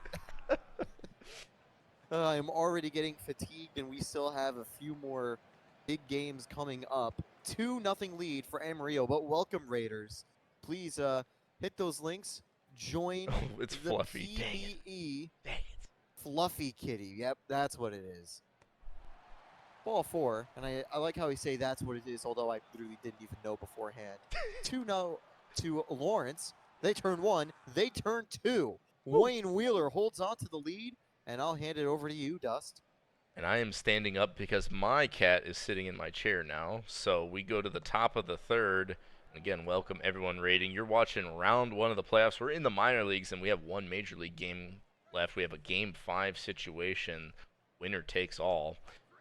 As the Amarillo Armadillos up 2-1 here with a 2-0 lead in the top of the third. And Unique Name is going to steal third. So runner in scoring position for Adalbert Steiner, but he watches strike 3 go by. Now it's going to be 2 outs. A little tougher to get Name home. But Schuldiner says, no way, no how. That is a home run over the right field wall. They weren't thinking sac fly. They were thinking bomb the whole way. Amarillo has doubled their lead now, 4-0 over the Hepcats in Kansas City. 2 down for Curtis McKenzie, and that is going to be a line out to left or out number 3. So Hepcats with their work cut out for them. They've got the 9-1-2 hitters due up, and they need a little 9-1-1 here because they are trailing. And that's Steve O with the ground out to the first baseman for out number 1. Xavier McMagic is striking out for out number 2. And then Leo Livid hangs this one up and left for out number 3. It's going to be the 6, 7, 8 hitters, Binker McTavish, to lead this off for the Dillos, as Hepcat still held scoreless. Binker McTavish going to fly out to right field. That is going to be out number 1. Cash Thompson due up, and Thompson's got a single up the middle. That'll bring up Deegan. Ian Deegan with a single between the third base and shortstop. So runners on first and second, only 1 out. But Wallace drives the pitch count up a little bit, but finally strikes out on pitch number 8 for out number 2. And then it's a Bean. Unique Name has been Bean. Bases now juiced. 2 downs for Jake Mitchell on the 0-2 count. Vanderhonken still out there and gets the strikeout. So Vanderhonken clutches it up. Doesn't get frazzled by this loaded bases opportunity for the Dillos. Score remains 4-0. As we head to the bottom of the fourth, Tony Gunk Jr. is going to lead this one off for KC. And that is going to be a ground out for out number 1. Scumina Holcavado grounds out to the shortstop for out number 2. 1-2 count for Rocchio, and he turns this one up the middle for a single, 2-out single, and that's the Hepcats' first hit in this ball game. Akio's going to effectively make that a double with a stolen base a second, but Rachka can't keep anything going. Webster Rachka grounds out to the second baseman. The Dillos' pitching and defense been rock solid, and their offense has given them a 4-0 lead as we head through the top of the fifth. Steiner, Schuldiner, and Kenzie do up, and Steiner's got an infield single. Third baseman doesn't want to make the throw. And Schuldiner, who had that bomb earlier, is going to watch strike 3 go by for the first out in the top of the fifth. Kenzie is going to pop up to the first baseman. Runner stays at first, of course. And then I'll bring up Binker McTavish, the second baseman, who also pops up in the infield. We're through the halfway point of this game. Bottom of the fifth. Kansas City trailing by 4. That's a good start to get back in this one. Jigglesworth with a lead-off single. And that is going to be a 6-4-3 double play. Ryan Lawrence rolls it up. Not what the Hepcats needed. Great defense up the middle by McTavish and Wallace. Steve-O trying to get a 2-out rally going, but McMagic lets it die out with a ground out taken by the first baseman. Defending World Series champions on the verge of getting eliminated here as we head to the top of the 6th inning. Cash Thompson, Ian Deegan, and Walker Wallace all due up. And that's going to be a deep fly out by Thompson to left. Fly out to center by Ian. Walker Wallace due up, and Wallace going to get a 2-out single. Seen a lot of 2-out singles in this one. That is going to drop in front of the center fielder. Unique name will end the inning on a full count fly out to center. So no damage for the Dillos here. They've been pretty quiet batting-wise, as definitely not Kevin Choate. This guy is still around. Shuts it down. Bottom of the 6th. Livid leads this one off, and that is going to be a short pop up to the shortstop for out number 1. Gunk Jr. 1-out single. Bring up Scumina Holcavado. 2-2 count, and he's going to get this one into the right center gap. Runner rounding second, rounding third. He's going home, and Scumina sliding head first in there for a triple. Hepcats offense finally with some run support from the Scumina RBI triple. Akio cannot keep it going. Pennigan Akio watches strike 3 go by. Bringing in Webster Rachka. Pitching change for the Dillos. Garlic Bread getting Rachka out here. Hepcats scratch across their first run of the game. They're going to need a few more as we head to the top of the 7th. Mitchell, Steiner, and Schuldiner all due up as Mitchell starting this one off well with a lead-off single. Adalbert Steiner going to strike out swinging. So T-shirt cutter trying to come in, limit the damage, and that is going to be a 5-4-3 double play. Schuldiner, who had that 2-run bomb to kind of solidify this lead, rounds out into a double play. Nicely turned there by Rachka at second. Good job by Livid whipping it over there. So it'll be Jigglesworth to lead it off for the Hepcats. They need runs any way they can get them. They need base runners. Good throw by the third baseman. Ground out from Jigglesworth. Line out by Lawrence to left. 2 down quickly for the Hepcats. And Steve-O strikes out swinging on the 2-2 screwball. Top of the 8th. tstols, Dillos are in control. The question will be whether the Hepcats can make the comeback. They did score in the bottom of the 6th, but were kept quiet by Garlic Bread. Delicious and effective on the mound. Popped up by McTavish. 2 away for Cash Thompson. Shirt cutter. Is that going to be a clean inning? Yes, it will. Caught in left field. We enter the bottom of the 8th. The defending champs, 3 switch hitters due up this go-around. As Brett is back on the mound. 1-2. Swung on and missed. Strike 3.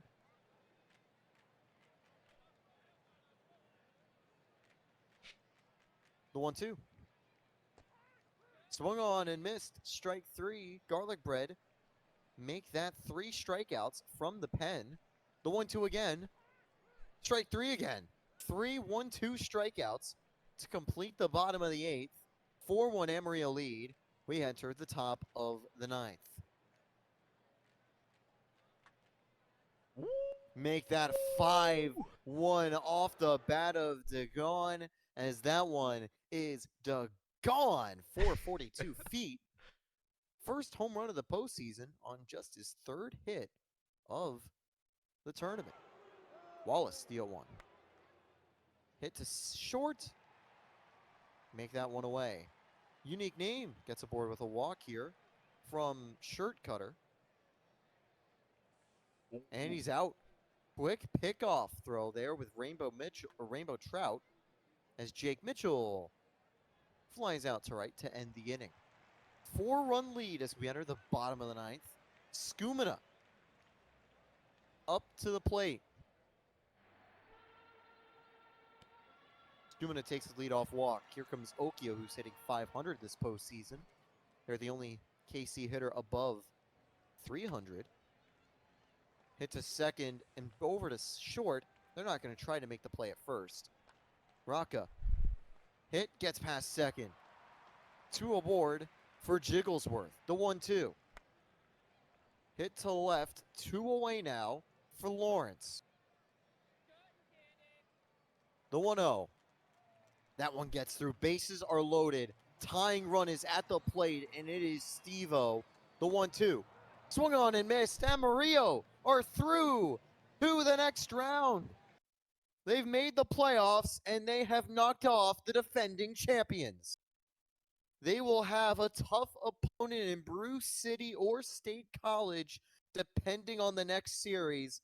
But if I'm Amarillo, I'm celebrating tonight. What a performance. They took the lead. They held on. Kansas City was kept quiet. Skumina had 2 walks and an RBI.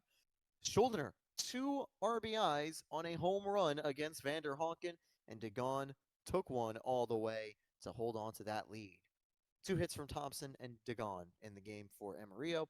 Wheeler, 3 strikeouts, only 1 earned run in 5 2/3. He gets the win. Garlic Bread, however, what a hold. 5 strikeouts. I'd almost pin Garlic Bread as my player of the game with that dominant outing from the bullpen. Awart got the final inning done and dusted.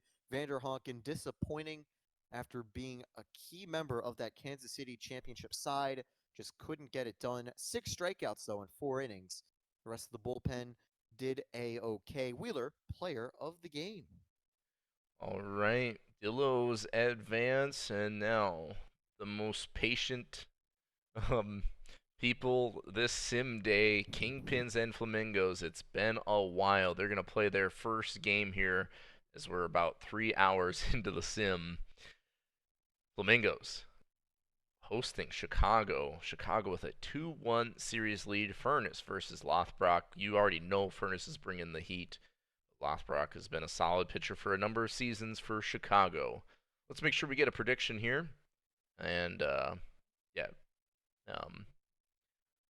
Will we have a game 5? Lingo's got to win at home. Force game 5. We saw the Dillos went on the road here to advance when they were up 2-1. So could the Kingpins do the same? Rugsy has literally waited years for this. I agree. You've waited years. Get your predictions in. We will cruise right along and see how our night ends. We'll also just maybe want to double check next day that the Legends matchup doesn't start, but I don't think it should. Out of the park. Why are you watching?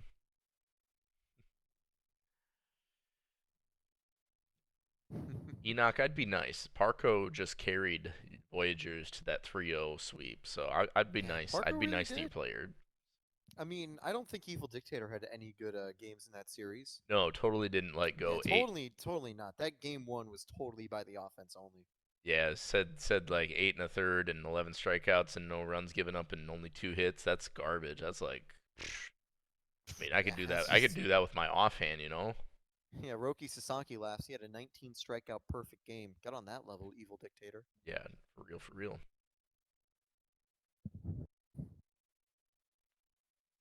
Well, I mean, you know, Parkwad, you don't sound superstitious, but just maybe a little stitious. He's done I being mean, poopy. I think Powell's a little superstitious as well. Me and Powell were chatting a little bit before the game, and Oh, you were chatting? He Powell is was very threatening nervous. me before the game. Parkwad is also. Nah, he's threatening us with hugs. It's not actually a TOS. I wonder if Powell is here watching. I think Powell is. Be sure to get some prediction points. Chicago looking like a pretty good value bet. We'll give it another minute or two, if that. It's gonna be Furnace throwing to Brittles.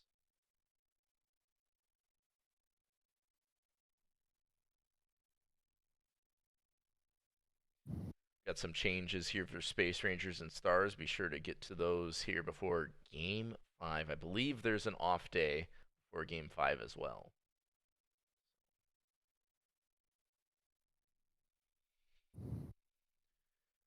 All right. Pitches coming up momentarily. I'll start us off, and tstols will take it away in the middle there. Brittles going to be swinging up against Theo Furnace. Flamingos, will they or make it a Game 5, or will the Chicago Kingpins advance to the playoffs further? Thank you all so much for joining us tonight. We only have at most 3 more games, including this one. And Brittles is going to lead this one off with a walk there, 4-pitch walk. And Jacob is also going to walk. Be sure to close the prediction there if you can, folks. Thank you. As Pedro Blanco gonna pop out, infield fly roll actually. Runners at first and second, and that is a cleanly hit ball by Santiago Benito, the catcher, and that is going to be an RBI single. What's going on, guys? All right, I got it. I'll close it. And that is going to be a Cove extra base hit rolling all the way to the wall, sliding in head first for a triple. Scoring, oh no, they call it a double, I guess, but scoring 3-0 early for the Kingpins. And that bloop hit by Bartholomew Brown is going to make it a 4-0 game. Theo Allard going to strike out for out number 2. Still the top of the first as the Kingpins. Kent Murphy is due up. And that will end the inning with a strikeout looking. So they take out Furnace early in this one. Weiser had to come in. We'll see if that comes back to haunt the Flamingos. They're trailing 4-0 early. Ragnar Lothbrok starting for the Kingpins. Will Ishers leading this one off for the Flamingos, and he flies out to right field for out number 1. Lescu gonna ground out for out number 2. That'll bring up Leifer, my boy, for 2-out opportunity here, and that is an on base with an error. And then Addison Hall is going to get an infield single, so a little bit of 2-out action for the Flamingos. Cal Pico's been pretty good this series. Flies out to left center. Center fielder in Bartholomew Brown has no problem getting to that one, and that will end the inning. No runs on a hit for the Flamingos. We head to the top of the second. Kingpins looking to extend their lead. Hard ground out by Wakayabashi, the first baseman. Brittles is going to get hit by a pitch, so walked first plate appearance, gets hit this one. Lissa Jacob also walked, but now gets a single. Runners on first and second, 1 down. Pedro Blanco, don't choke this. Full count, and Blanco chokes it. Grounds out no fielder's choice, bringing up switch hitter Santiago Benito. Benito is going to loft this one into left field. Cannot score any, as that is caught. Bottom of the second we go. Still 4-0 Kingpins in the lead. Cattell, Gordon, and Cooper due up for the Flamingos. And Cattell's going to ground this one to the shortstop, who gets it over to first, no problem, for a quick out 1. Full count to Bobby Gordon, Robert Gordon. Grounds out to the shortstop as well. 1-2 count, 2 down for Cooper. Tries to check a swing, but goes down on strikes. So Lothbrok with the 1-2-3, no problem. tstols, top of the third. Kingpins got out to an early lead. We'll see if that shifts around. There's plenty of time, and let's see if Weiser can keep Chicago quiet. Already a good start as Brown strikes out. Here comes Allard. The 1-0. Flaming Otter actually enters the game, and that will end the inning. Florida still trail, but they have kept Chicago quiet twice in a row. If their offense can wake up, it could be something interesting. Hirohara has not got a hit yet in the series. That has not changed. Neither has Will Ishers. This will change. 1-16 now for the postseason to bring up Alescu. And, well, that's just kind of unlucky. The good news is no double play, but a quick grounder to short. But now 2 runners aboard. Bang will get one up the middle. And here comes Hall, the 2-1. That one gets through. Are the bases loaded, or will a run score? Throw to the plate, and they get him out. Brittles, a cannon, too risky on the base paths. Zalescu out by a mile. 4-0, Chicago still lead. How many outfield throwouts have we seen today? Like 4? Well, we have seen like 4 or 5. I think I've called every single one of them, or at least the majority of them. But wow, stellar defense here in the postseason as Oder almost gives up a deep fly ball. Wakabayashi just can't get enough under it, and that will end the top of the 4th. Cal Pico up here as he once again duels against Ragnar Lothbrok. That is going to be an extra base hit. Lothbrok has conceded 5 hits. Florida hasn't scored yet. Good catch by Kovac short.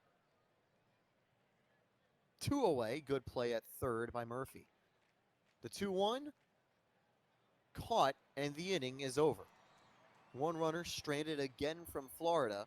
Those runs will continually come back to bite them. Top of the 5th, that brings up Alyssa Jacob, who gets on with a leadoff single against Oder. Up the middle and caught. 3-2 for Santiago Benito. He's going to draw a walk. Benito hitting really well. Crazy Mojito Cove in reverse. Bases are loaded. Will things get from bad to worse? Swing and a miss for Brown. 2 away for Allard. Allard pops up, caught, and the inning is over. Bases will be left loaded. That could have been huge for Chicago to really cement that lead. And while Florida can still catch up, they are quickly running out of time. Hirohara caught in right field. Can Ishers get a second hit? No. Swing and a miss. Lothbrok only 2 strikeouts through 4 2/3. But it doesn't matter how many strikeouts you have. All you need is to get outs. And that is out number 3. 1, 2, 3 as we enter the top of the 6th.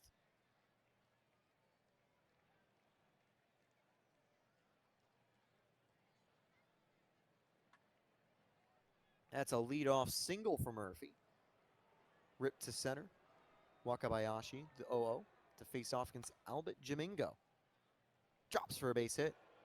Runners on first and second, no one out for Brittles. Brittles drives this to left. Caught on the run, and the runners stay put. A little teleportation, too. Best defense. The middle, and caught again. Runners stay put for Pedro Blanco. Caught and right, and that ends the inning. 2 left aboard. A lot of runners stranded. Still a 4-0 Chicago lead as we enter the bottom of the 6th. Bang steps up now against Rothbrock on 72 pitches. Will fatigue become a factor? That is a leadoff single. Hall now up. Hall, that is going to be a double.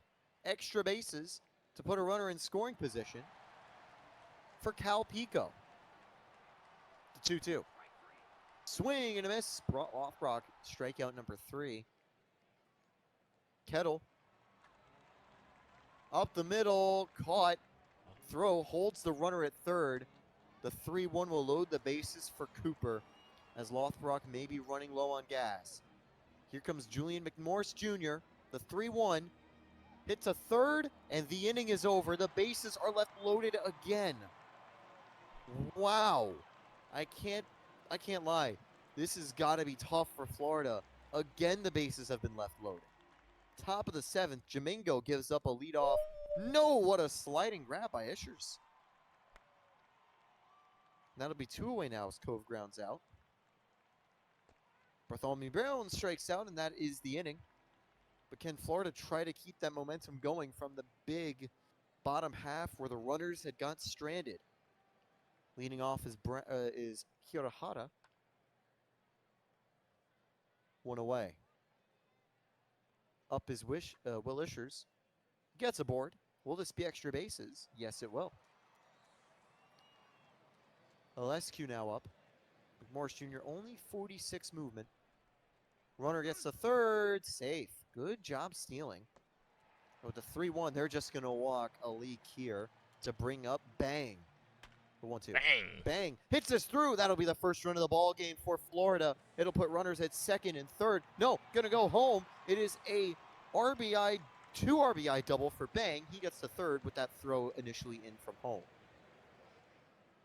A big clutch 2 RBI double. Caught and right. And that'll bring up Cal Pico, the full count. Ball 4. Go ahead run at the plate. Tying run at first. Kettle, the 0-1. Flies out to right.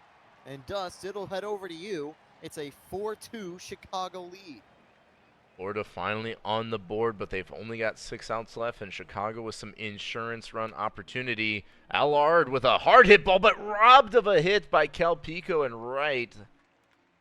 And on the 0-2 count, Murphy, the second, gives this one a good ride, but maybe robbed of a home run at the warning track. Wakayabashi going to ground out for the final out, but a lot of loud contact for the Kingpins. No hits or runs to show for it. Kingpins haven't scored since the top of the first. Florida only trailing by 2. Gordon to lead this one off, and he's going to quickly ground out to the second baseman, out number 1. Scott Cooper, trying to be Sly Cooper out there, going to fly out to right, out number 2. Hirahara strikes out swinging, so McMorris Jr. calms down a little bit here in the 8th after giving up a couple in the 7th. Top of the 9th, last chance for the Kingpins potentially to add some runs here. Jacob Blanco all due up, and Brittles, is going to line this one into left field. That is good for extra bases, and he's not stopped until he gets to third. A sliding triple lead off the top of the 9th. Jacob with a great scoring opportunity here. Full count, and extremely confident on the bump. Strikes out Jacob, no problem. That'll bring up Pedro Blanco. And Blanco's going to get an RBI single between the third and shortstop. So Kingpins add on a run here to make it 5-2. Switch hitting catcher Benito. Due up, but hold on. We've got a fastball. 3-0 count, and Benito's swinging. That's a interesting move. As Benito flies out to the shortstop, and then Mojito Cove going to get an RBI single as well, scoring Blanco from second. 6-2. Chicago gets 2 of those runs back they gave up in the bottom of the 7th. Now leading by 4. Bartholomew Brown lines out to the center fielder for out number 3. Flamingos have their work cut out for them, but they have the top of the order due up. Will Ishers with a couple hits in this game. Does he have another? Full count, and Ishers is going to get this one to the shortstop. Just beats him out with the throw. So 1 down. Alescu due up. Alescu on with a single. Big Yosh in. Second baseman can't get Bang out. Got too much wheels with that 30 speed. Runners on first and second. 1 down. And that is going to be a 5. Keep it yourself. Throw it to third for the double play. And that is the game. Flamingos fall to the Kingpins 6-2 at home, and Chicago has punched their ticket to the next round of the playoffs. What a game. What a game indeed. A lot of offense, and Florida tried to make it close, and that was definitely a little nervous final inning, but Chicago is able to hold on. Big Yosh with a save in quotation marks, although it technically wasn't. Technically, I know Powell has got to be excited, and it's tough for Florida, but hey, they'll be back next season. They've got a strong side, and making to the playoffs is a good achievement in its own. Yeah, I mean, you can't fault the top of the lineup. They were grinding to stay in this game. I mean, I don't know how you get 11 hits and only 2 runs to show for it. That's pretty wild. Um, yeah, I agree, Attica. I agree. There've been some really fun games this stream, but yeah, congratulations to Lothbrock player of the game in Game 4. And yeah, the Chicago Kingpins are advancing here to play whoever's next. So, yeah, we will. Oh, let's just check out quick. We have Akio is the series MVP despite the Hepcats losing the series there. And then over in the minor leagues, Santiago Benito of the Kingpins is your series MVP there. I don't remember checking the champions, but looks like Brandbill Osman makes sense, was the MVP of the series there. And we have one series remaining. It's Benjamin and Bazooka Joe Hummus versus Bazooka Joe. I can't. Why am I spacing on the user right now? That Bazooka Joe. it's Bazooka. Oh yeah, it's just Bazooka Joe. All right. Yeah. Why overcomplicate it? So yeah, let's do a save and then check our upcoming schedule. So I think we're good to go there. We do have an off day, and yes, I know you got changes, Space Rangers and Stars. Let me just check the minor schedule here. Let's advance the day and just make sure. Okay. So we have an issue. Might need Do to need to re. push those games back. Yeah, we need to push these games back because they're gonna line up with. See, they're gonna line up on the same day as this one here.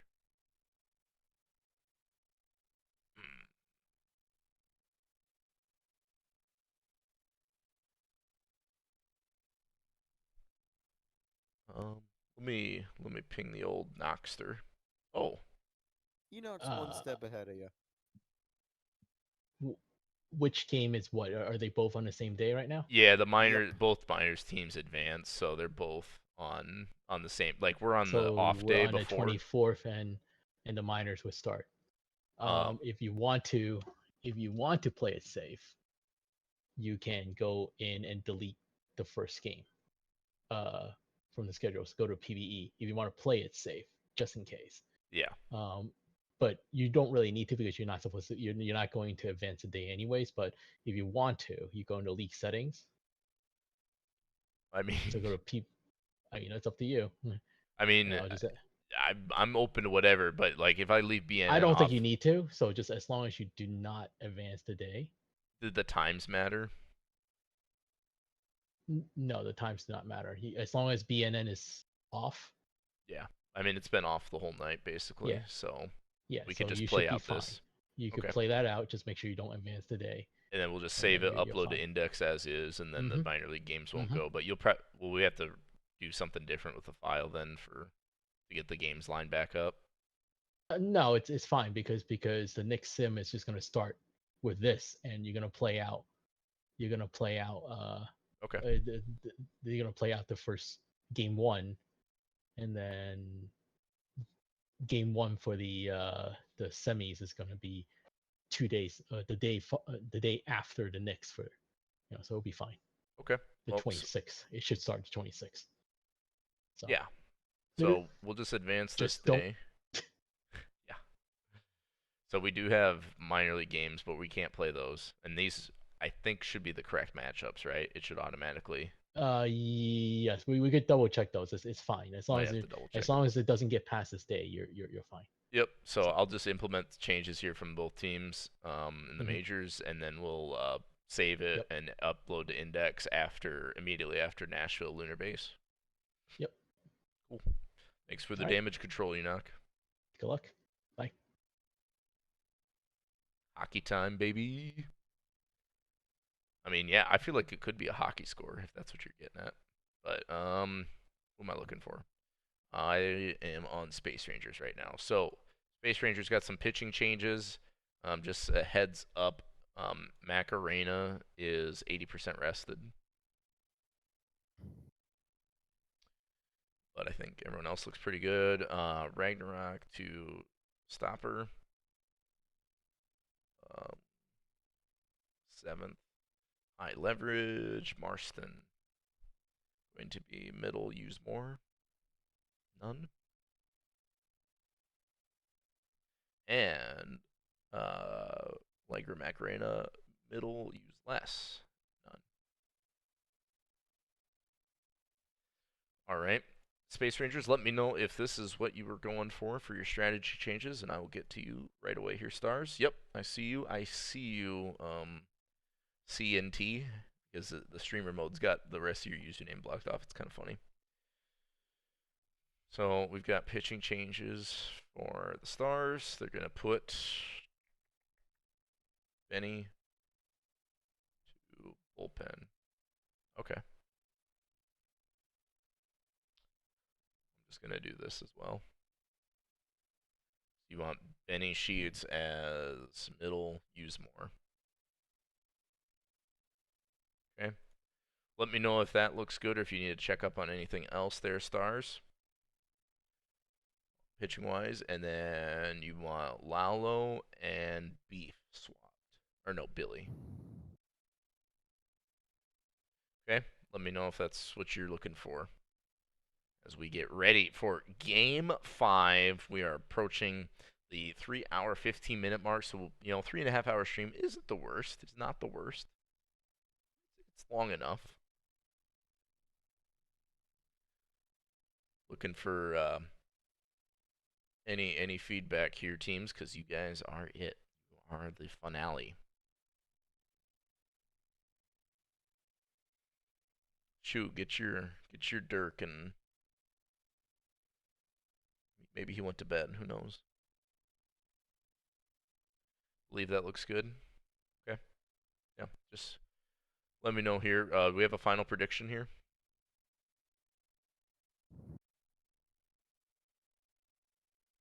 Odds.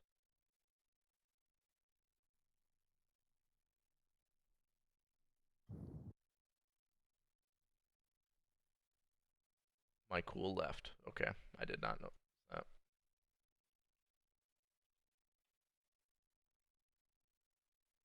I think Hummus could do a poll. I can too. It's not a big deal. Oh, okay. Although Hummus actually still isn't here, never mind.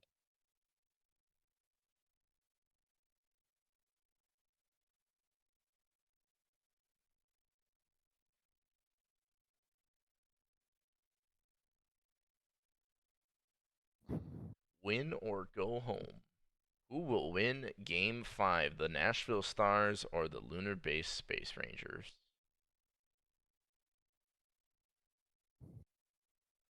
Oh, why is this prediction so slow? Hold on.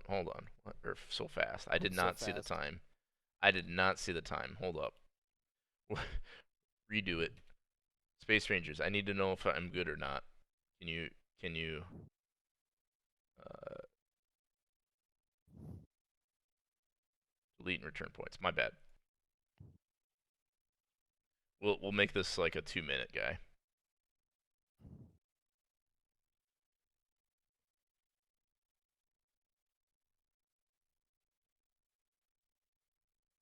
Mission period, 2 minutes. All right, now for real prediction.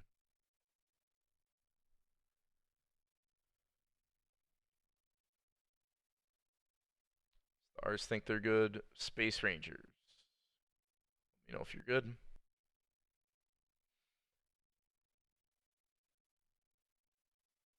The Space Rangers started the series out 2-0. Since then, the Stars have poured on an offensive showcase in the last couple games on the road. Now we go back to Nashville. Does Nashville win Game 5 in front of the hometown fans, or do we have a series where neither team wins a home game? That would be interesting if it's only the visitors winning in a series like this. There's a lot on the line for Lunar Base. They don't want a repeat of last year. Nashville would like a repeat of last year, not necessarily in a reverse sweep, but in the way of trying to get back to the World Series because they were there and lost to OBX. They're my pick to potentially go through, but All right. yeah. I mean, they were my pick beforehand for the TPE, so my TPE hangs in the balance. All right. Well, we are about ready to go here. Once the prediction closes, we're going to go to the first pitch.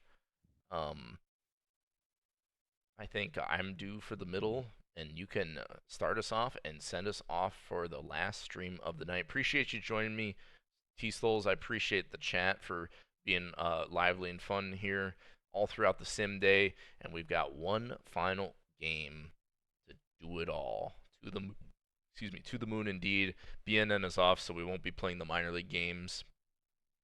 It's going to be Bazooka Joe versus Alexander Benjamin. Does Hummus have it in him? Does he have that dog in him? Gonna find out. It's a huge one. Joe and Hummus. It's big. It's for both players. Such a huge game. Such a huge series. All right, predictions. Joe will face. Oh, yeah, predictions closed. Joe, rake in the lake. The 0-2.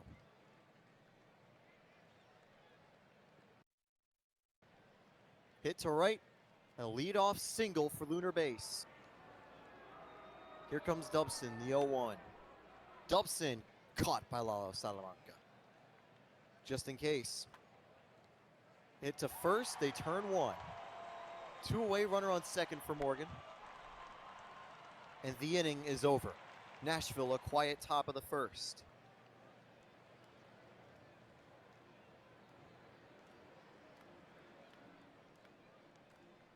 .3-0 here to Cookie Monster from Hummus. Alexander Benjamin will walk the leadoff batter.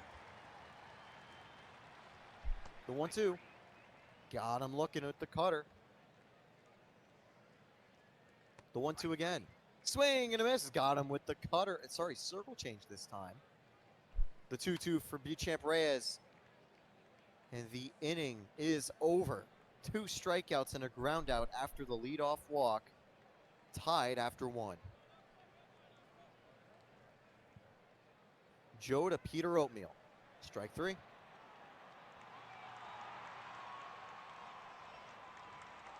Two to Cali Alvarez. Strike 3. 2 quick strikeouts for Joe here. Got him on the fastball. The 0 to Jose Sloth Seco. Chop to left, gets down. That is a 2-out single to bring up Samsung Jr. The 1-2. Hit to left and caught on a diving catch by the Cookie Monster. Gobbles that one up. 2 innings nearly played. We got 3 more outs in the bottom of the second to go. And the first one comes on the 3-1 here to Billy Nelson. Now Escalado the 3-2. Ball 4. Hummus issues his second walk of the ball game. Sauve at the plate, the 0-0. Out hit. Ripped to right, and that gets down. Throw keeps the runner at second. 1 away, 2 aboard. The 1-1 to Yuppers. Yuppers up the middle, all the way to center field. Bases are loaded. Good job by Boyant to get to it in time. The 1-2 to Yaboa. Hit to second. They turn 1. They turn 2. A clutch double play in Lunar Base. Get out of the jam. All right, we've got baseball here, folks. Top of the third. Space Rangers could have easily given up a few runs there. Instead, they put up a goose egg. Boyant going to lead off this top of the third with a strikeout, bringing up Rake in the Lake.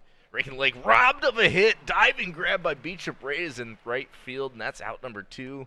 Left fielder Dubson's going to strike out swinging. Bazooka Joe bailed out by defense, but also fanning batters. 4 strikeouts through 3 innings for Joe. That'll bring up the top of the lineup for the Nashville Big Stars. Cookie Monster grounds out to the third baseman on the 1-0 count to start out this one. And Beef Rye watches the strike 3 go by. 94-mile-per-hour cutter. Benjamin's third K of this one. And Lalo Salamanca is going to bloop a single over the third baseman's head. Little 2-out single for the Stars. And that's going to be a Beach and Braves ground out back to the pitcher. Athletic play by Benjamin, the most athletic we've ever seen him, that's for sure. We'll head to the top of the 4th. Still no score in this one. Just in case to lead it off. Been hitting cold in this playoffs and going to get on base with a walk. Maybe enough to get some momentum going. Arthur Morgan, 0-2 count. Swing and a miss. Big hack by Morgan. That'll be the first out of this inning. IPO3 follows suit with a strikeout on the 1-2 fastball. We're actually, quickly, can we interrupt? Can we shrink my name tag so we can see Bazooka Joe's ratings? Oh, okay. I guess we'll shrink up tstols there. He shrunk. Shu had mentioned that in the. There, there we go. That's perfect. All right. Escalito grounds out for out number 2. And in the bottom of the 4th, Aldrin Saab grounds out to the shortstop for out number 3. Still no score in this one as we head to the top of the 5th. Huge dust ice. Full count to Jose Slaseco, and the DH, who's been struggling a little bit in the playoffs, gets on base with a walk. Another full count to Samsung Jr. Big swing and a miss. Bazooka Joe with strikeout number 7. 1 out for Boyant, who pops this one up way up high. Caught by the third baseman for out number 2. Now bring up Rake in the Lake, who also strikes out. So it's just been a pitcher's duel through 4.5 innings. Bottom of the 5th. See if the Stars can get on board here. Yuppers, Yaboa Monster. And that's a leadoff single by Yuppers on the full count. Getting a hit off of Benjamin. 2-2 to Yaboa. That's a grounder to the third baseman. Does not go for the double play. Just gets the sure out at first. Cookie Monster due up. And Monster's got an infield single. Runners at the corners. 1 out. 0-2 count for Beef Ryan. That's a shot laced into left field. Bounces off the wall. That scores 1. That's going to be Cookie Monster holding up at third, but runners on second and third with 1 down. Nashville, the lead. They scored the first run of the ball game. Salamanca walks to juice the bases for Bishop Reyes. Full count. That ball's pretty deep. Should be enough for a sac fly, but we've seen stranger things, and we see another thrown out. Ooh. Another outfielder gunning down a runner at home. That's the 4th or 5th time at least tonight. Keeps Nashville only to 1 run. Space Rangers in the top of the 6th. Here we go. Dubson sneaks a grounder past the second baseman for for a leadoff single. Just in case also has a single. So back-to-back hits for the Space Rangers, the best they've looked offensively this game. Arthur Morgan, full count strikeout swinging. Bazooka Joe's 9th strikeout. 0-2 count for IPO3. And IPO3 is going to get this one past the third baseman, past the left fielder. They send the runner, and it is knotted up as Matt Dubson scores from second. Justin Case ends up at third. IPO3 at second. 1-1 ball game in the top of the 6th. And that's another single down the right field line. Scoring 1, scoring 2. Cali Alvarez slides in with a double. 2-run score. 3-1 ball game. Top of the 6th. 1 out for Slaseco. And that's a balk. We've got a balk here. We've seen it all. Cali Alvarez now on third. And then we got a wild pitch. Bazooka Joe's breaking down here with the balk and wild pitch after giving up these runs. 4-1 now. Lunar base in the lead. Slaseco, the DH, drawing a walk. 1 out for Samsung Jr., who strikes out. They bring out Chorizo Itchy Nose. Try to give Bazooka Joe a break, and that's over the center fielder. I thought Salamanca had it. Slaseco holds up at third, though. You're supposed to be scoring on a double with 2 outs. So no run across. Space Rangers still 4-1, but that is a double for sure. And that will score 1. That will score 2. Boyant and Slaseco come across and rake in the lake with a 2 RBI double. Make this a 6-1 game. Pretty sure the Space Rangers have batted around here. And Dubson strikes out with the check swing to finally end the inning. Bottom of the 6th. Nashville now in a big hole 6-1 deficit for him. Billy Nelson's going to ground out for a quick first out. 1-2 count to Esteban Escalito is going to fly out to the center fielder for out number 2. And Aldrin Sav is going to fly out to the left fielder for out number 3. Top of the 7th as the Stars go down in order, not what they need. It's 3, 4, 5 hitters due up for Lunar base. And the hits just keep coming just in case. Getting a hit, only his 3rd of the playoffs, though. 2-2 count for Arthur Morgan, who strikes out only 1 hit this whole playoff series, but it hasn't mattered. A strikeout here by IPO3. Runner still on first for Cali Alvarez, and the pickoff to clean them up. 7th inning stretch. Here we go. Nashville, 5 runs they trail by. As Beauregard Rove has come in, great outing for Alexander Benjamin, going 6 full innings, giving up 1 run.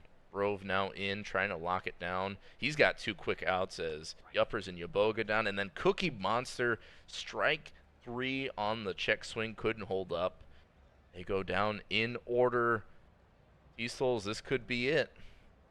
This could be it. Ziegel, Crunk Jr. in. First pitch driven to center and caught, one away. Here comes Jose Sloth Seco. Any run here would just be an extra cherry on top for what has been a great outing for Lunar Base, primarily from that 6th inning explosion. Crunk gets the strikeout to end the inning. Here comes Rye and Salamanca. And B-Champ Reyes, 6 outs left for the Stars. Swing and a miss. Out number 1 as Rove gets a strikeout. 2-2 to Salamanca. Ripped into the gap. That is going to be extra bases. Here comes B-Champ Reyes, the runner in scoring position. 3-2. Runner gets aboard. Here comes Billy Nelson. Marston enters the game. First pitch to Nelson. He's only had 1 hit in the postseason. What a catch over at short by Samsung Jr. Escaleto through right to right field. 1 run comes safe. Sav will have 2 aboard in a 6-2 ball game with 2 away. And here's the 2-0. Sav rips this to left and caught. Will enter the top of the 9th. A chance for Lunar Base to punch their ticket and try to help their offense a little bit more. Swing and a miss. Boyant goes down swinging. 0-2 for Rake in the Lake. Swing and a miss. Crunk Jr. a 3rd strikeout from the pen. That is not going to be a 4-pitch walk. Good defense there by Rye as we enter the bottom of the 9th. Last chance saloon. Yuppers leads off and will take a 4-pitch walk. Here comes Tony Yeboah. 1-2. Yeboah swings and misses Marston with a 3rd strikeout of the playoffs. Here comes Cookie Monster. Ball 4. Here comes Beef Ruben Rye. 400 for the postseason. Hit to 3rd. They turn 1. They turn 2. Heartbreak last season. And this year, it's no reverse sweep. They're at least moving on for 4 more games. They're through to the conference finals. And it was that 6th inning. The 2-run double on Joe. The run-scoring double by Oatmeal. Those hits and more were able to give Lunar Base the comeback victory in their most important game. And I can't lie, it's probably their most important game in franchise history at the moment with this core to keep alive. What a performance to make the comeback. Rake in the Lake, 2 RBIs, 2 hits, just in case 2 hits. And the MVP of the series, if we scroll back up really quickly. It was Beef Rye. Beef Rye, in the who losing. had 1 RBI. So a losing player with the MVP, a great series from him. Wasn't able to get it done. Salamanca and Yuppers 2 hits. Benjamin, 3 strikeouts, 6 good innings on the mound. He did what he needed to do. Rove good from the bullpen. Marston shut the door. And Joe, he had 9 strikeouts but just ran out of gas. Despite good help from the Nashville bullpen, Hummus, Alexander Benjamin gets player of the game. What a way to wrap up the first round. And that is our first round in the books. Thank you so much, everyone, for tuning in. What a crazy amount of, I don't know, it was a crazy amount of defense, honestly. I thought this sim day as a whole, from not just like the majors, but minor leagues as well. Yeah, just really crazy good defense all around. The best I can remember. But yeah, let's take just a little preview. Do we have the playoff tree? Oh, it doesn't really advance, but we can't advance the day, so we'll just call it. But you know what it is. Voyagers, Aviators taking each other on next. DVS and Lunar Base also. And then over in the minor leagues, it is advanced here, so we have Swift Steeds, Dillos, Bruce City Bears, and Kingpins. So we got a lot going on. Congratulations to all the teams who have made it this far, and again, congratulations to the Nashville Stars for a great season. You guys almost completed the magical reverse sweep, but got a little bit OOTP'd, I'm not gonna lie. Just a little. Just a little. All right. Well, let's get this going. We will upload to the index, and then we are in the books forever for S40 Playoff Week, Day 1, whatever you want to call it. Series, opening series. Yeah, I think we're good to go. Yeah, we certainly were, and pretty exciting night. A lot of good defense, some solid pitching, and of course, some great hitting along the way.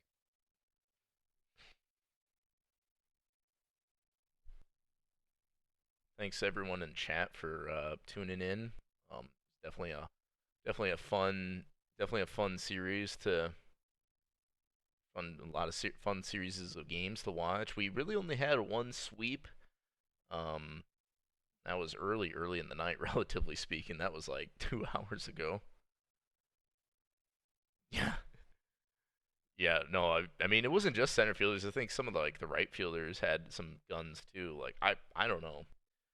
I don't know what you did to the file, Enoch, but you just like turned everyone's arm up to like 90, like some secret, super secret OOTP arm multiplier.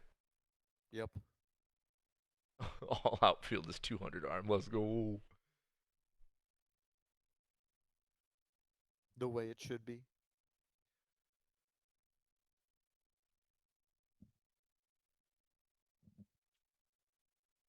I don't know. In like regular MLB saves of OOTP, they like everyone's arm is like doo doo. Um, in like the MLB saves, just absolute garbo. Except like you'll have like this one right fielder that's got like a 95 arm or like 190, however you want to think of it. But he'll have like 45 range, and it's like, all right, I guess it balances out. Traditionally, what right fielder's got to have the best arm in the outfield, right? Pretty much, because you've got the hardest throws to make usually. Yeah, And center field, you just need the range. And left field, that's where you kind of stick just a weaker defender out there. yeah. You just need them to like not lose you the game in defensively. Pretty much.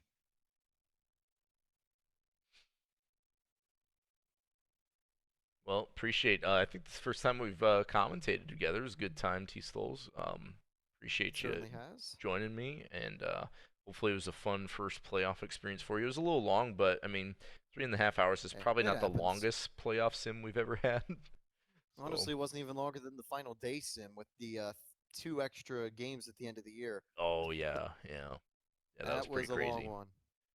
Yeah, Yeah, but thanks again, Dustin. Of course, you got to run the sim. You have to deal with the crashes and everything as well. But ah, yeah, we got through it. it just crashes the first time. Like, and it doesn't matter Yep. if I save or don't save or what I do. As soon as I do finish next day, Dunzo. I don't know what it Dead. is.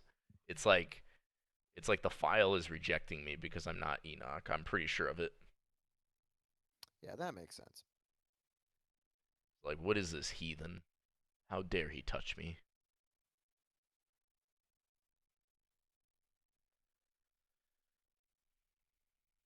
Yeah.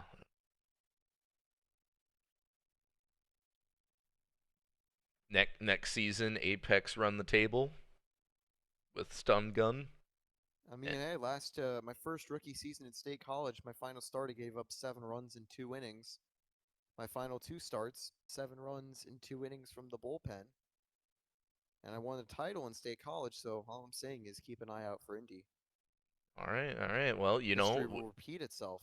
when you give up 7 runs, you have a really high probability of not having a worse outing than that. I'm not saying it's impossible, Exactly. but yeah. Although I actually literally did that with a bullpen outing that was worse than that. Oh. Actually, hold on, wait, was it? No, hold on. I'm completely blanking. Yeah, no, it was a two-third of an inning 7 run blow up, I believe. Yeah, Attica, I know I'm not special. I know I'm not special, but I appreciate you bringing that up.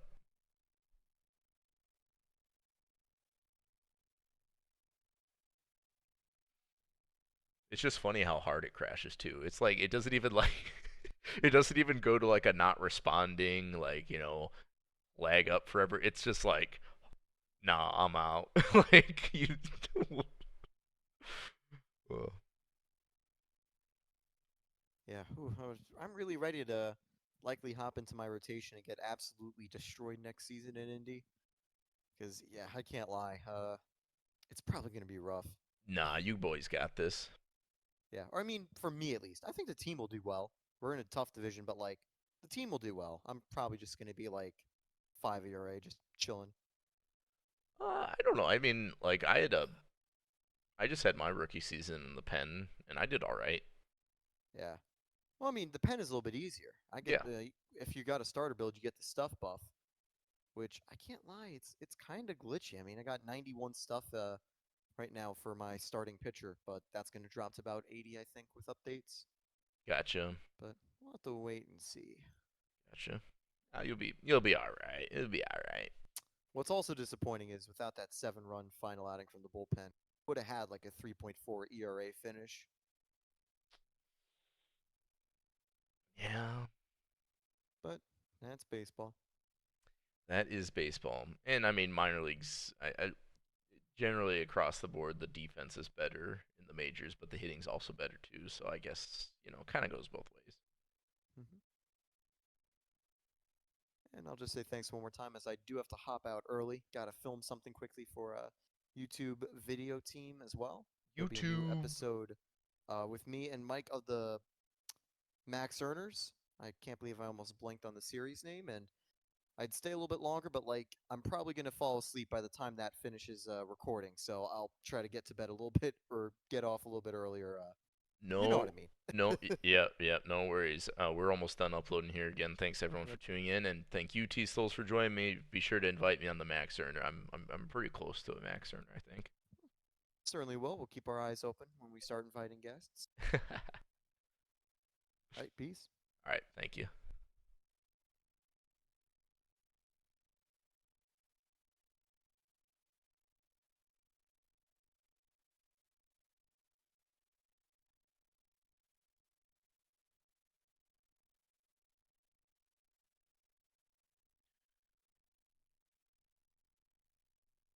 Man, what a marathon, chat.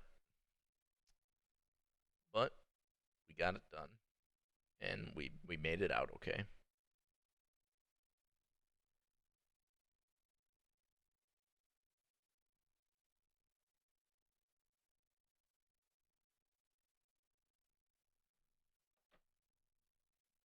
Last little bit of the upload, and then we'll click the magical link that does everything.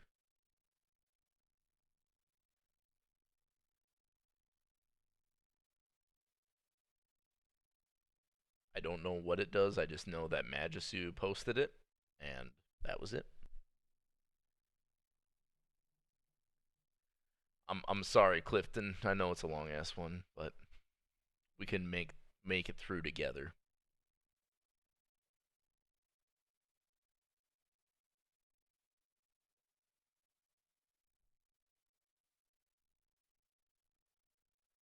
Just gotta hold on a little bit longer.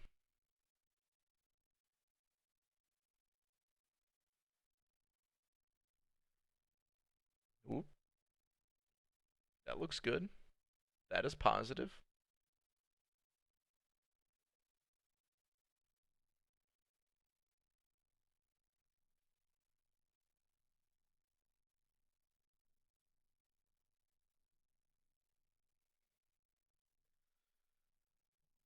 Well, this is finishing up uploading. Again, congratulations to the Voyagers, Aviators, Death Valley Scorpions, Lunar Base Space Rangers, Chicago Kingpins, and Amarillo Armadillos for all advancing past the first round. I will see you guys all later. I believe I'm still slated to stream the Minor League World Series, so I guess whoever makes it there gets to listen to me again. So, thank you all so much for tuning in, and I hope you all have a great night.